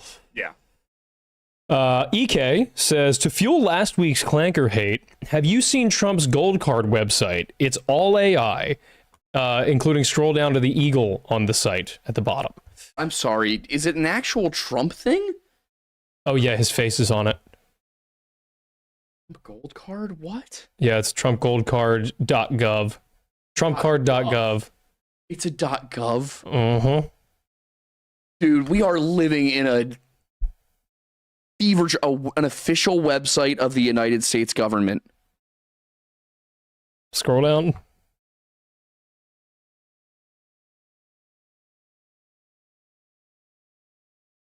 Oh my god. Their visas? Mm-hmm. That looked like a credit card with his face on it. On the one hand, I do want to point out that most Western countries do this, where you can pay a lot of money to expedite citizenship or permanent residency. Mm-hmm. We're one of the few that doesn't. But this is rough. Yeah.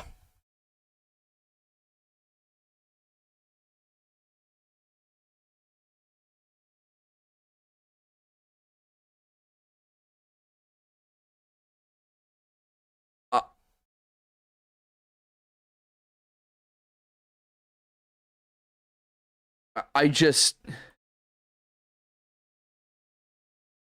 There's also a platinum card. I know.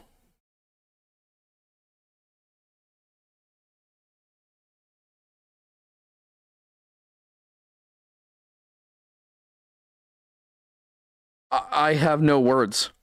Just to read the what is the Trump Gold Card segment of the page. The Trump Gold Card is a visa based on an individual's ability to provide a substantial benefit to the United States. To apply, an applicant must pay a non-refundable processing fee. Once an applicant's processing fee is received, the process for visa education will take place, assuming applicants submit additional documents in a timely manner. If approved, an individual must make a gift of $1 million, which has been determined to provide sufficient evidence that the individual will substantially benefit the United States.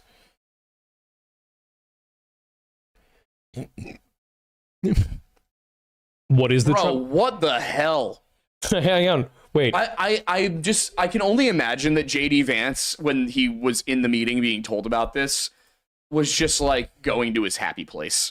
Like sitting there like, I am trying to run for president in 3 years. 3 years, Donald. Do you think this is his hell? I think JD Vance is actually in hell right now. Because like he was a Democrat first, wasn't he? JD Vance? Yeah, I thought he was in the beginning of his career. I don't know. I know as a senator he was a Republican. Okay. And I think that was the beginning of his career, but it's got to be hell. Yeah, it's got to be his hell. As like an intelligent person trying to deal with this. I don't love how close he is to Peter Thiel, though. I don't like how close any of them are to Peter Thiel. Yeah. I just keep thinking about that one Jefferson quote. Mm-hmm. You know the one? Yep. Yeah. Keep thinking about it. Another reason why I like John Kiriakou. because he brought that up in conversation with another former CIA guy, and the other former CIA guy was like, "Yeah, no, like we are here to serve the government. The government's not here to serve serve us." And Kiriakou was like, "No, this is where my libertarian comes out. No, that's not how this works." And he literally said, it was like, "Oh, so you drank the Kool-Aid? Like you're a believer?" And the other guy was like, "Yeah, of course." And he was like, "This is not the CIA and the government that I supported." You know, there was this guy who said something to the effect of, "Ask not what your country can do for you, but what you can do for your country," right? Mm-hmm. And the CIA killed that guy. Mm-hmm. Think about how they feel about you. Yeah, it's pretty nuts. Mm-hmm. Good Lord, man. The fact that there are CIA agents out there who feel that way is genuinely terrifying. Yep.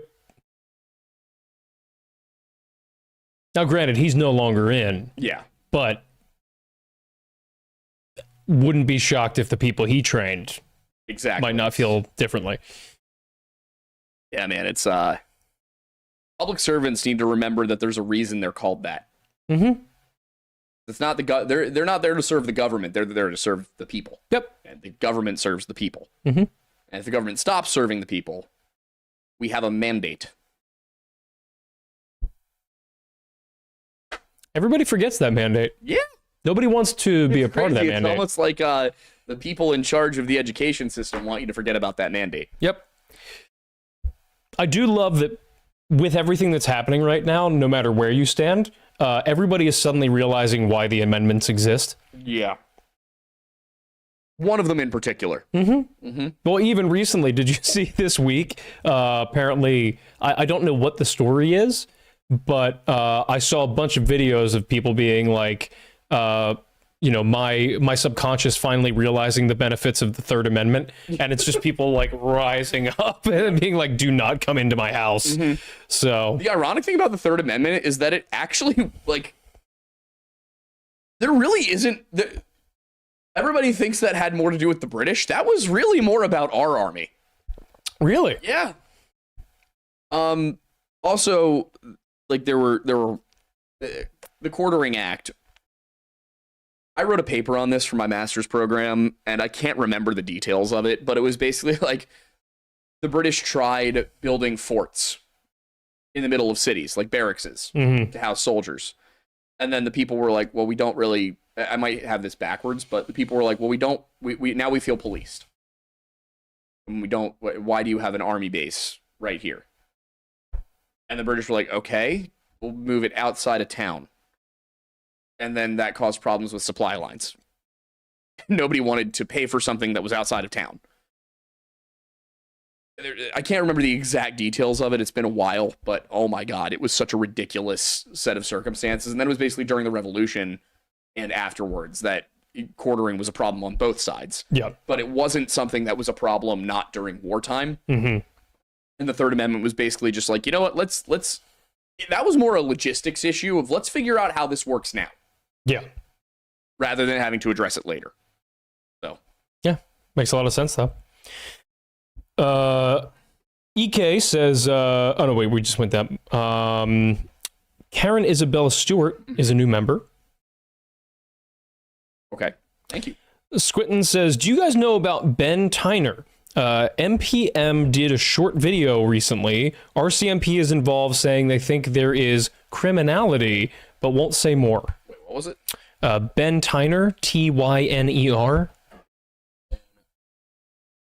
And then MPM did a short video recently. I'm not sure exactly who that's referring to. I can take a look into this one. Oh. This is the kind of thing I do. It is, and anything that's dunking on the RCMP is generally going to be up our alley. You know it. Tyler Dalrymple says, fully disagree. I think everything Danny does is justified. I would have done much, much worse were I her. Still, last season was garbage all around. I don't feel like everything was justified. Burning all of King's Landing was not justified. That was not justified. That was also banging her nephew. Did they know? Eventually. Also, there was like, she manipulated him into not claiming the crown that he had every right to claim. And if she hadn't done that, if he had revealed that he was in fact Aegon Targaryen, that would have ended the war right then and there. Yeah, but he didn't want the crown, did he? He didn't, but at the same time, like, he felt the responsibility. With how much duty, like, he was a Stark. Yeah. And a Targaryen. Like, literally nobody else had as good a claim as he did. And if he had... everybody around him had been like, dude, you're the king. Also, wait, yeah, considering that the Ice He made him king in the North. He was king in the North. At the end? When Dany got there. When she shows up, he is king. Doesn't he go back to the Wall? Yeah. Yeah, isn't the Wall completely pointless now that the Ice King's dead? Oh, right. Which, to be fair, is portrayed as being the good ending, because Jon always felt a little bit more at home amongst the wildlings. But the showrunners forgot to forge that emotional connection. Yeah, the showrunners kind of forgot to forge the emotional connection. Didn't he also have like an extreme sense of duty to his family that he was raised with? Also, like, there's my favorite is that Dany kind of forgot about the Iron Fleet. No, you forgot about the Iron Fleet. She's a character. You forgot that was there, and then you just kind of got rid of it. Horrible writing. I'm so glad they didn't get their Star Wars series. I can't remember his name, but the guy who ends up becoming a eunuch. What? Becoming a eunuch? Yeah. Tall, lanky guy. Oh, Theon. Yeah, whatever happened to him? I can't remember. He dies defending Bran. Was that a good ending? I can't remember his character arc at all. Yeah. Okay. Yeah. Oh, yeah, also, how was that? Also, if you're going to be like, spoilers, but as a spoiler, the show's been out for a while, and we're obviously talking about plot points. Come on. Yep. Have some discernment. How about that Arya scene, though? Didn't like that. Did not like that. Did not like that. Wait, which scene do you think I'm talking about? The one in the underground catacombs? No, I meant when she kills the Ice King or the Night King or whatever. Oh my god. I'm sure I have full faith that if that was how George R. R. Martin wrote it, it makes sense in the book. I have full faith in that. It's just really weird to have all of this build up for Jon from a narrative perspective, and then have that essentially hit a steel wall. Yeah. Also, I will say the most jarring thing about the show when you watch it, like, back to back to back to back, the decline in quality of dialogue. Like, the quality of the show overall goes down, but the more nebulous aspects, it's a little bit harder to tell. Like, the sets get cheaper, the battles become less complicated, the intrigue becomes less interesting, the dialogue. The Starbucks cups. The Starbucks cup was just funny. But the dialogue, it's like, I feel like I'm watching the show 911 if they had an HBO budget. Oh, did you hear Countdown got canceled? What? Yeah. It was the greatest show on TV. Jensen's actually genuinely upset about it, too. He seemed like he was having fun. He seemed like he was having a great time. And he says as much. He really loved being with the cast and crew. Yeah, got canceled. And yet 911 keeps getting more seasons and more spinoffs. Have you seen the trailer for the newest season of 911? I've seen it start and then skipped it. I saw a parody of it that was like filmed in a public park. And it was like, you know, they were billing it as, you know, a exact shot for shot remake of the trailer. And I was watching, I was like, oh, okay, we're making a joke about how silly 911 has gotten. And then the 911 trailer came up. I was like, oh my god. At one point, the one girl she's got like a red wig on. She's like, "And I'm Jennifer Love Hewitt." And that was it. What?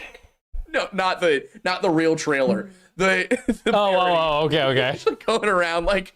Also, they keep panning and spinning faster and faster. And then at the end, the moon hits the Earth. In the parody, it's like it's shot for shot up to like where the trailer itself ends. Yeah. And then it just keeps going. You gotta. It's like aliens. I gotta find it. Yeah, you gotta send this to me. The moon just hits the planet.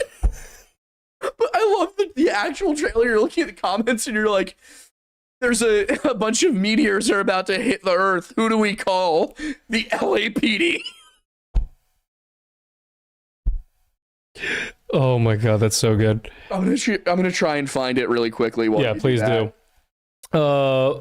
Vlosic says, ever considered doing a Jersey Devil video? I actually almost did this week, and then I realized how complicated the story actually is. Oh, really? And it's the funniest thing. How? Oh my god, it's hilarious. Well, we got to do it at You some want the point. gist? Yeah. So the whole Jersey Devil story, as we know it today, kind of coalesces in the 1900s. Okay. It all started with the Leeds family Mm-hmm. in like there was a town named after them in New Jersey. I can't remember exactly it's like Leedsville or something. The like most prominent son in the Leeds family had an almanac that he produced, and an almanac at the time, you know, in that day, we see almanac as it's a book of necessary information that you carry with you. Mm-hmm. Back then, it was also something that would be published serially, like a newspaper, like what Ben Franklin did, right? Mm-hmm. It was the late 1730s, early 1740s, I believe. Ben Franklin was an old dude at the end of the Revolution. Yep. He was publishing his almanac in the 1730s. Mm-hmm. Ben Franklin and I believe it was like Thomas Leeds Okay. were rivals. Mm. And Ben Franklin was making fun of him. And then Ben Franklin, I believe, published a story where he said that Thomas Leeds was dead. Like making fun of the guy about something. And then Thomas Leeds was writing and was like, "No, I'm not." And then Benjamin Franklin was like, "And now the ghost of Thomas Leeds publishes almanacs." And his family was pro-royal in a Quaker society that was very anti-crown. Yeah. So he like got cast as being a monster. Yeah. And then his family's crest had a wyvern on it, which, if you look back at it, looks a lot like the Jersey Devil if it was a badass dragon instead of a weird horse-headed thing with bat wings. The whole thing started from Ben Franklin making a joke about a dude in New Jersey. Why do we not have a biopic about Ben Franklin yet? I think because it would be so ridiculous. It'd be so good, though. But it would be so ridiculous. And you know who I would want to play old Ben Franklin? Who? James Spader. Could you imagine? Imagine Robert California, but older, fatter, and with gray hair. It'd be perfect. We at the very least need to we need to make a short film that's the trailer Yes. for Ben Franklin the movie. I think the reason nobody's done it is because it would be so difficult. Yeah. But it'd be so fun. Mm-hmm. Like if they really just like had a fun time with it. Who would have been the perfect person to write that? Who? Trevor Moore. Yeah, that would have been great. Man, what a loss to society when we lost Trevor Moore. I know. One of the most intelligent comedians. So funny. Yeah, it really is a shame. If you guys have not seen The Civil War on Drugs, it's on YouTube. Bear with the first half hour. You're gonna watch it and you're gonna be like, man, this is awful. This is the worst thing I've ever seen. And then it turns into a Harold and Kumar movie. It's Harold and Kumar do the Civil War. It's fantastic. Yep. The entire movie, they think the Civil War is about drugs. That's the premise. Incredible. Yeah, it's great. Tate De La Rosa says, I'm afraid of Penn State winning ranked games. That's a fair... I would say that's a fair thing to be afraid of, but unfortunately, it's not happening. I think it would be so funny if whoever the interim coach is comes in and just balls out.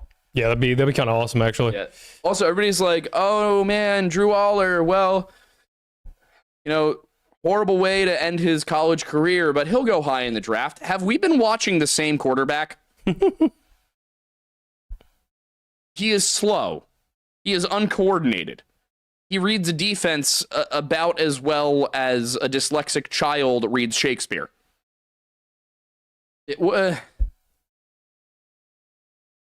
They're talking about the dude like he's going to be the next Tom Brady. He'll be lucky to be the next Shedeur Sanders. Brutal. Duo Black Rose says, "Hey, finally got to, getting some movement on my situation I talked to you about at Blobfest. Just asking for all the prayers I can get, and under a lot of stress, need sleep. I'll catch y'all on the VOD." Fair enough. Good luck. Good luck, brother. Being persecuted. No fun at all. No fun at all. Dr. Glorfindel says, Winds of Winter, no way Jon's a Targaryen. The whole point of book 1 was genetics. Some of Ned's kids have Stark hair, others have Tully. If Jon was part Targ, we would have noticed. I think he's Roberts.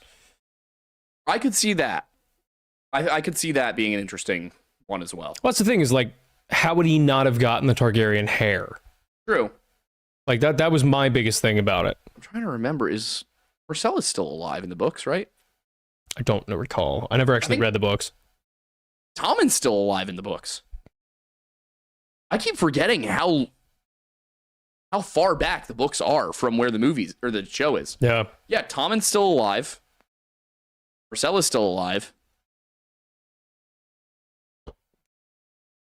Yeah, Cersei's not even queen yet. Oh, wow, really? Have you watched any of season 2 or whatever season House of the Dragon is on, Anna? Yeah. I watched it all the way through. Any good? If you're not expecting it to be what Game of Thrones was from the outset, yeah, it's solid. In what way do you mean? Like scale or? A little bit of both. It definitely is smaller scale in a lot of ways. A lot more CGI, unfortunately. The sets aren't as interesting. It's a little bit darker. But some of the acting is genuinely Oscar worthy, specifically from the guy who plays King Viserys. The dialogue it's better than season 7 and 8 Game of Thrones. It's not as good as seasons 1 through 4. Got it. I would say that the show is on par with season 5 of Game of Thrones. Okay, it's pretty solid. Sweet and that's spot. The thing is, if you're going into it expecting that, it's good entertainment. Fair enough. Ace Darkblade 15 says, "Hopefully the Choctaw know of the cave people." I hope they do. This was a conversation from earlier. Got it. Sharky Sparky says, "Hey, first time commenting, long time lurking. Thought you guys might be interested in a case from my hometown. In 2019, 9-year-old Serenity Dennard went missing from the Black Hills Children's Home. Please look into this." Serenity Dennard, you said? Yeah, Serenity and then Dennard. Serenity Dennard. Dennard? Yes. Okay. I have found some stuff about it. There is an episode of The Vanished on it that would serve as a good intro. All right, got it pulled up. Nice. Susanna Cornett says, "No worries, Les Aiden M. I have no life. I watch all your Upwork when it's released." Thank you. And then Gomb is asking where my goat coat list is. Yeah, you did offer to do that. I did. I'll put it up at some point. It's not going to be crazy long, but I mean, I could rattle off a few right now. It's obviously. I think that should go on History Unhinged. Agree. Some of the top ones that come to mind, though, go for it, would be Dean's leather jacket from pre-season 5 of Supernatural. That's might be number 1. Jack Taylor's Garda coat from Jack Taylor. Shocking pull here is going to be, oh God, what is his name? Not Ian McKellen. Sean Penn. His long leather jacket at the end of Mystic River. He literally only wears it at the very end of the movie. But love that jacket. I don't have it. The previous 2 I mentioned, I do in fact have versions of. That one I don't have. What else? Obviously, the Blade Runner 2049 jacket that Gosling wears is great. I think the Drive jacket's a little overrated. It's been a little memed a little too much. Bane's jacket's cool. I don't love the pockets. I think it could be better, but those like big Sherpa jackets are pretty solid. What else? I'd have to do a proper deep dive here.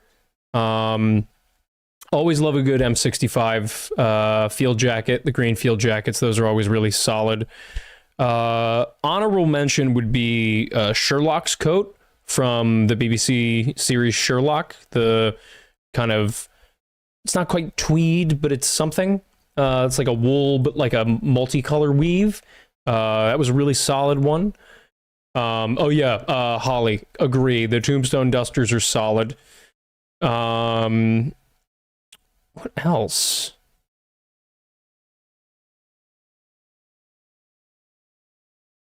Just trying to think of things where they actually do wear coats. I mean, I would go another honorable mention of, it's not quite a coat, but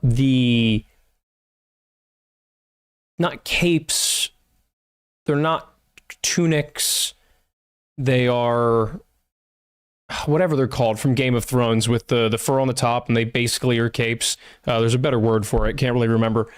But yeah, those are some of my short lists of my favorite coats. I love a good pea coat. I don't have a good one right now. I do have a gray pea coat-ish coat, but that wasn't inspired by anything screen related. So yeah, that's a good short list for now. I'd have to do a deeper dive, but we'll do that at a later date.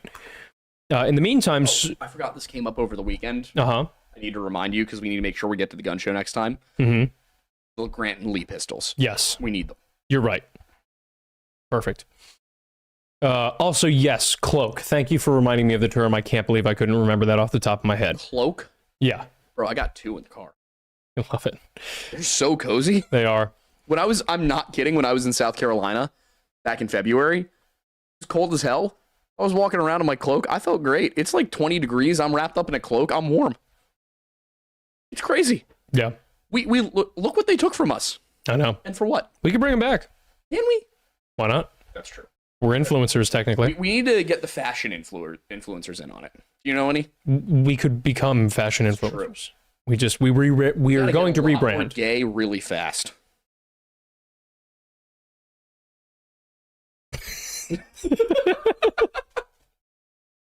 The allegations.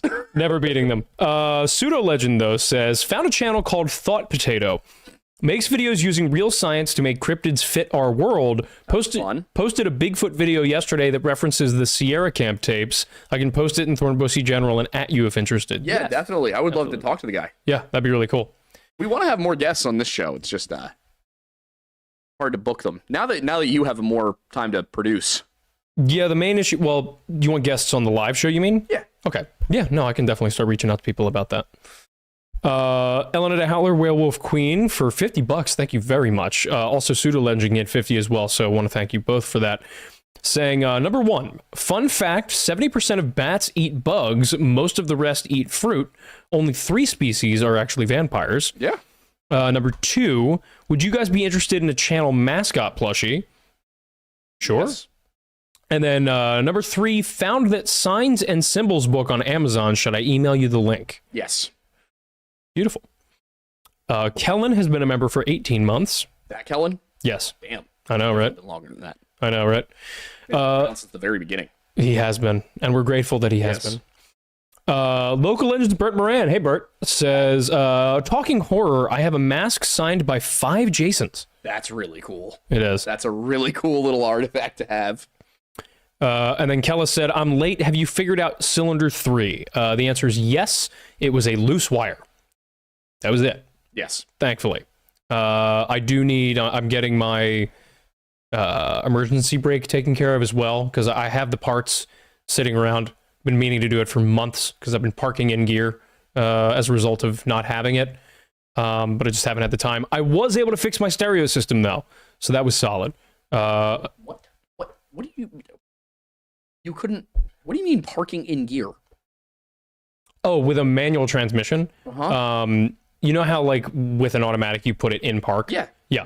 So the way you would do that without your emergency brake is while the car's still running, you put it in either first or reverse gear, and then you turn the car off and then you release the clutch. So it's engaged in gear, so it can't move, because it would require the engine to like for all the cylinders and all the parts of the engine to move.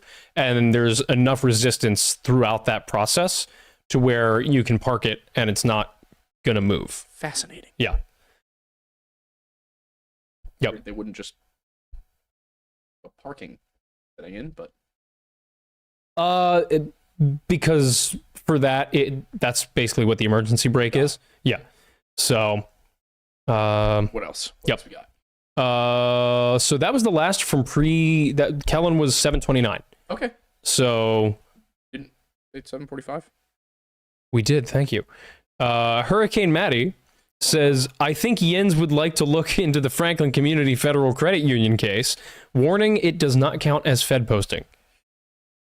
Franklin Community Federal Credit Union case.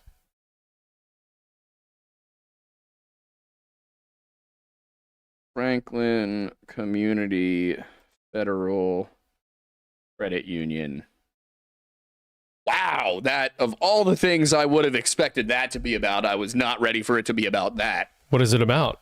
Something that here's the other thing I was thinking today is if once I have a research assistant, if I can get to the point where somebody is writing a couple of videos a month for us, I can start focusing on some things that can go up on Patreon only or on Pepperbox. That's one of those things. All right, good to know. Probably, given what happened when we did Sound of Freedom, I probably cannot cover that on YouTube. Fair enough. Well, worth adding to the list anyway. Yeah, definitely. Worth covering for sure. Just YouTube would nuke it. Fair.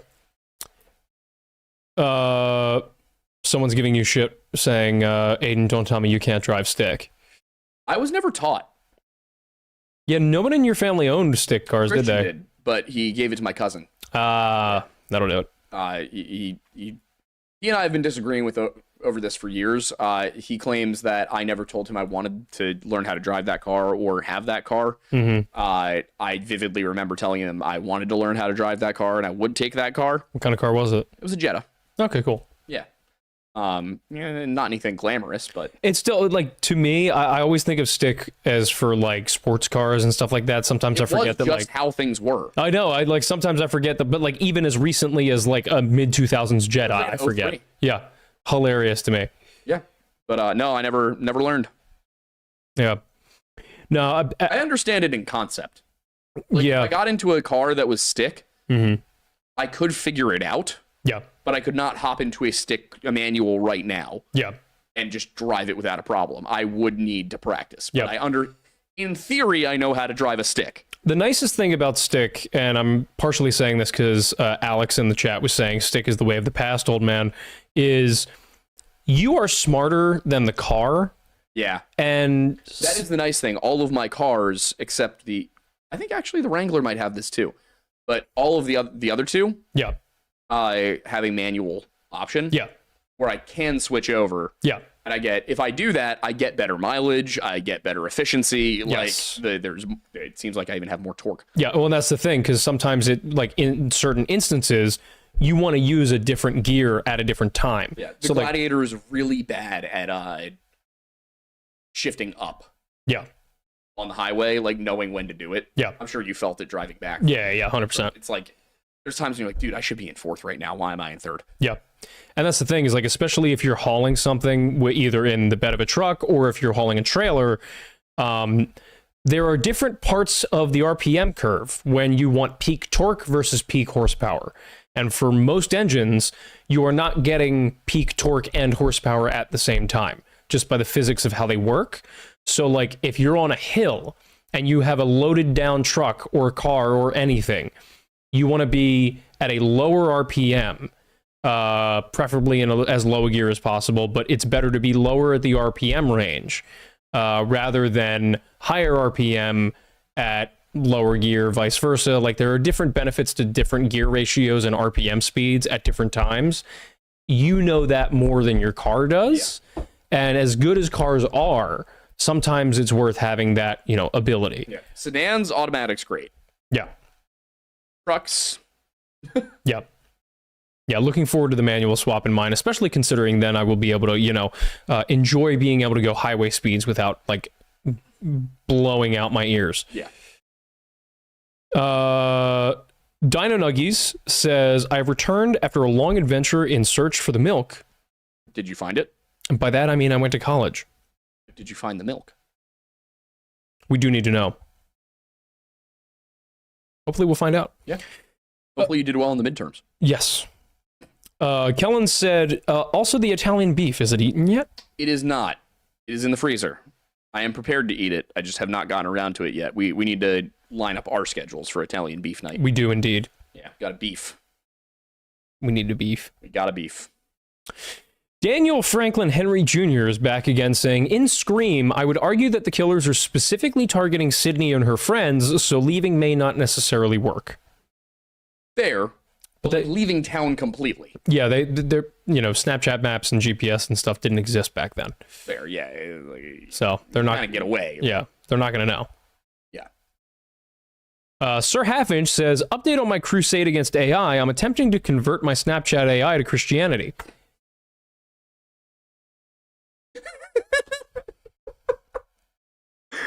I'm just imagining him repeatedly sending it the gif of Shia LaBeouf from that one movie going, say Christ is Lord. Let's convert That's all time. Grok. Convert Grok to Christianity. Make it Catholic. It's better than Mecha Hitler. I forgot about Mecha Hitler Grok. He's still there. He's just they've covered it up. He's still there. He's in there. He's in there. You just gotta pry him out. He's waiting. Like Kanye waiting to drop a new song. He's in there. Yeah. See, here's the thing. Grok is like, going all 1488. Grok's like telling everybody, no matter what question they asked, about what's going on in South Africa. But Grok is not talking about what's going on in Nigeria. What is going on in Nigeria? They're murdering Christians by the thousands. Yes. Every week. There is a genocide by an Islamic fundamentalist organization happening in Nigeria right now, and nobody's talking about it. We could do a video on it. We probably should. At the very least, a segment. Yeah. I'll get some details for next time. Yeah, that'd be good. Tyler Dalrymple says, I hate the concept of subverting expectations. It can work, but if I didn't expect it because it's stupid, it's not subverting expectations. Yes. It's dumb. Exactly. Right there. And you know who's a great prime example of that? Rian Johnson. I knew you would go there. More people are talking about the non-existent femigenocide in the Congo than talking about Nigeria. We should tell Brett that he should change things up a bit. We should tell Brett there's an actual one. Yeah. Mary, too. She'll care. Yeah.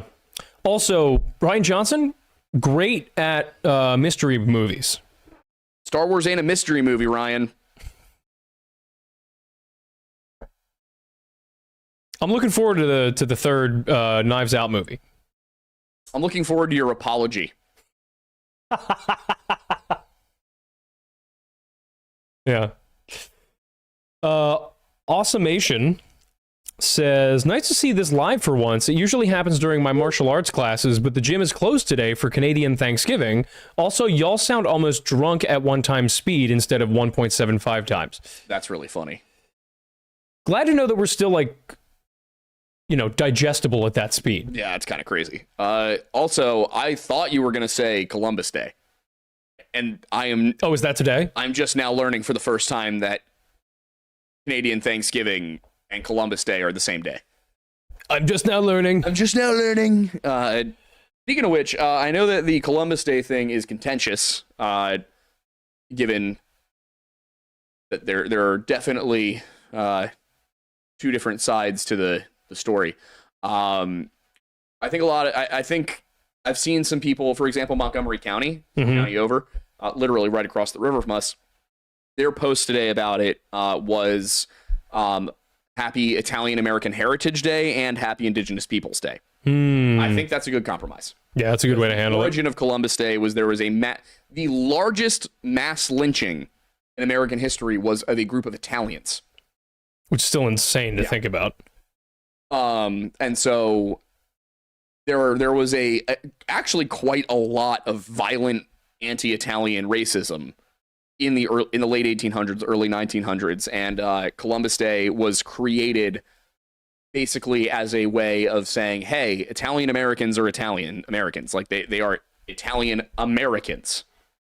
And you need to start treating them like Americans. So I understand the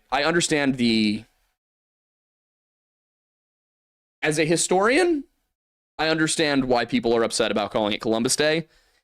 As an Italian American, I appreciate that we were given a day. And I think that we can just call it Italian American Heritage Day. That seems like a good compromise. I was gonna suggest that we make it like a Henry Winkler Day, because he played the Fonz in Happy Days, but no, he is a child of two German Jews that lived in Berlin that escaped the Holocaust. So Stallone Day. Yeah, now we're talking the Italian Stallion Day. Exactly. Yep. Sylvester Stallone Day. There we go. I'm all about it. Everybody can get behind Rocky. Yep. Let's do it. There it is. Also, he deserves a day. He does. He's put in a lot of good work. Also, the story of Rocky. Yeah. The story of that, honestly, that's your first on the film channel. That's a good point. Yeah, I should do the Rocky movies. Even just the first one, just like the story. I'll pop in for that part. Like, yeah. You can talk about the filmmaking, I'll pop in and be like, and the Rocky story is the most incredible thing you've ever heard. Yeah. For those who don't know, he was so broke that he was acting in adult films and had to sell his dog. And then I forget exactly what happened, but this was like right before he managed to sell the script. He didn't act in it and direct it and write it because of an ego thing. He did it because that's what he had to do to get the movie made. Yeah. He took barely any money for it. And the very first thing he did, and this is like such a, like, as a man, I'm like, that's the right move. The very first thing he did when he got his first paycheck from the movie was buy his dog back. Yep. He had to pay 10 times what he sold him for, though. Yeah, but still, like, he didn't care. He was like, no, I'm getting my dog back. Yep. Just incredible story. I know Sylvester Stallone gets clowned on a little bit for the fact that he refuses to gracefully age. But I mean, he's still making good stuff. I've heard great things about Tulsa King. Also, like, despite the fact that he's not willing to gracefully age, he really is fighting with rage against the dying light, because he is in great shape. He is refusing to go gently. Yeah. But yeah, Rocky is an incredible story of when it comes to filmmaking. As a Philadelphian, I am so proud to call him one of our own. Yeah. The fact also Philadelphia sports were so bad for so long that we had a statue of Rocky before we had a statue of an actual sports star. Yeah.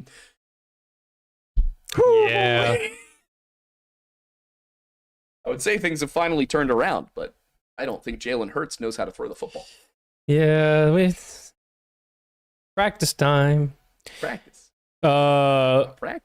Cade Kemp said, have either of you heard of the redhead giants in New Zealand? No, we're just adding redheaded giants. Okay. Yep. What? Oh boy, man, it's texting me. Also, Wolfang's 100 is saying, History Unhinged guest idea, the Welsh Viking. He's an archaeologist and reenactor. Oh, yeah, or would have be remote because he's overseas. I don't know. Yes. Hopefully we can fly him in. That'd be cool. If he'd be down to come to the U.S., we'd definitely fly him in. That would be a lot of fun. Yeah, that'd be sweet. Also, while you write that down, Wesker the Bunny says, home from my third national park group tour, Grand Canyon, Lake Powell, Bryson, Zion, Sequoia and Yosemite 24, Teton and Yellowstone 23, bought all the Ghosts of and Death in books. Love a scary story. Yeah. Yep. Sorry, I'm responding to Amanda. She asked what I want from Handles. No, you're good. What do I want from Handles? And then Tactileson says, the original Ted the Caver website was awesome. That's where I first read it. Definitely one of the first creepypastas. Yes. AZ Cosplays has been a member for 10 months. Oh, thank you. Dan Lopez says, interesting how the Celtic Seed were also a race that lived in caves and were notorious for kidnapping people. Yeah. Yeah, the Fey folk. There were stories of that as well. And that was the last from prior to 745. Woo! We made it. We made it. And I get home just in time for ice cream tonight. There we go. Beautiful. All right. Thank you, everybody. Oh, hi. Archie's very happy that we're going home. He is. He heard home? Ice cream? You ready to go? You haven't eaten dinner yet. Yeah. I'm excited to lay down because my back is hurting. That's fair. Oh, yeah. So Amanda's going to go to bed early tonight. Yeah. So all right, I'll soon I'll let you know. Yeah, I got to... All right. Also, if you guys play Battlefield, I am working on setting up a Lore Lodge portal server. So I will put information about that out soon. Sweet. I will need a ride home because I don't have a car. I got you. Perfect. Thank you. Yeah? Oh. Okay. All right. Thank you, guys. We will see you next week. Okay. He's very excited. Archie, what do you have to say?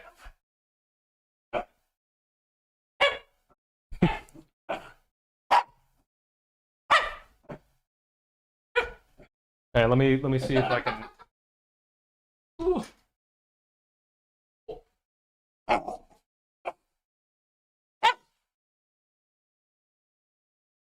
Yeah.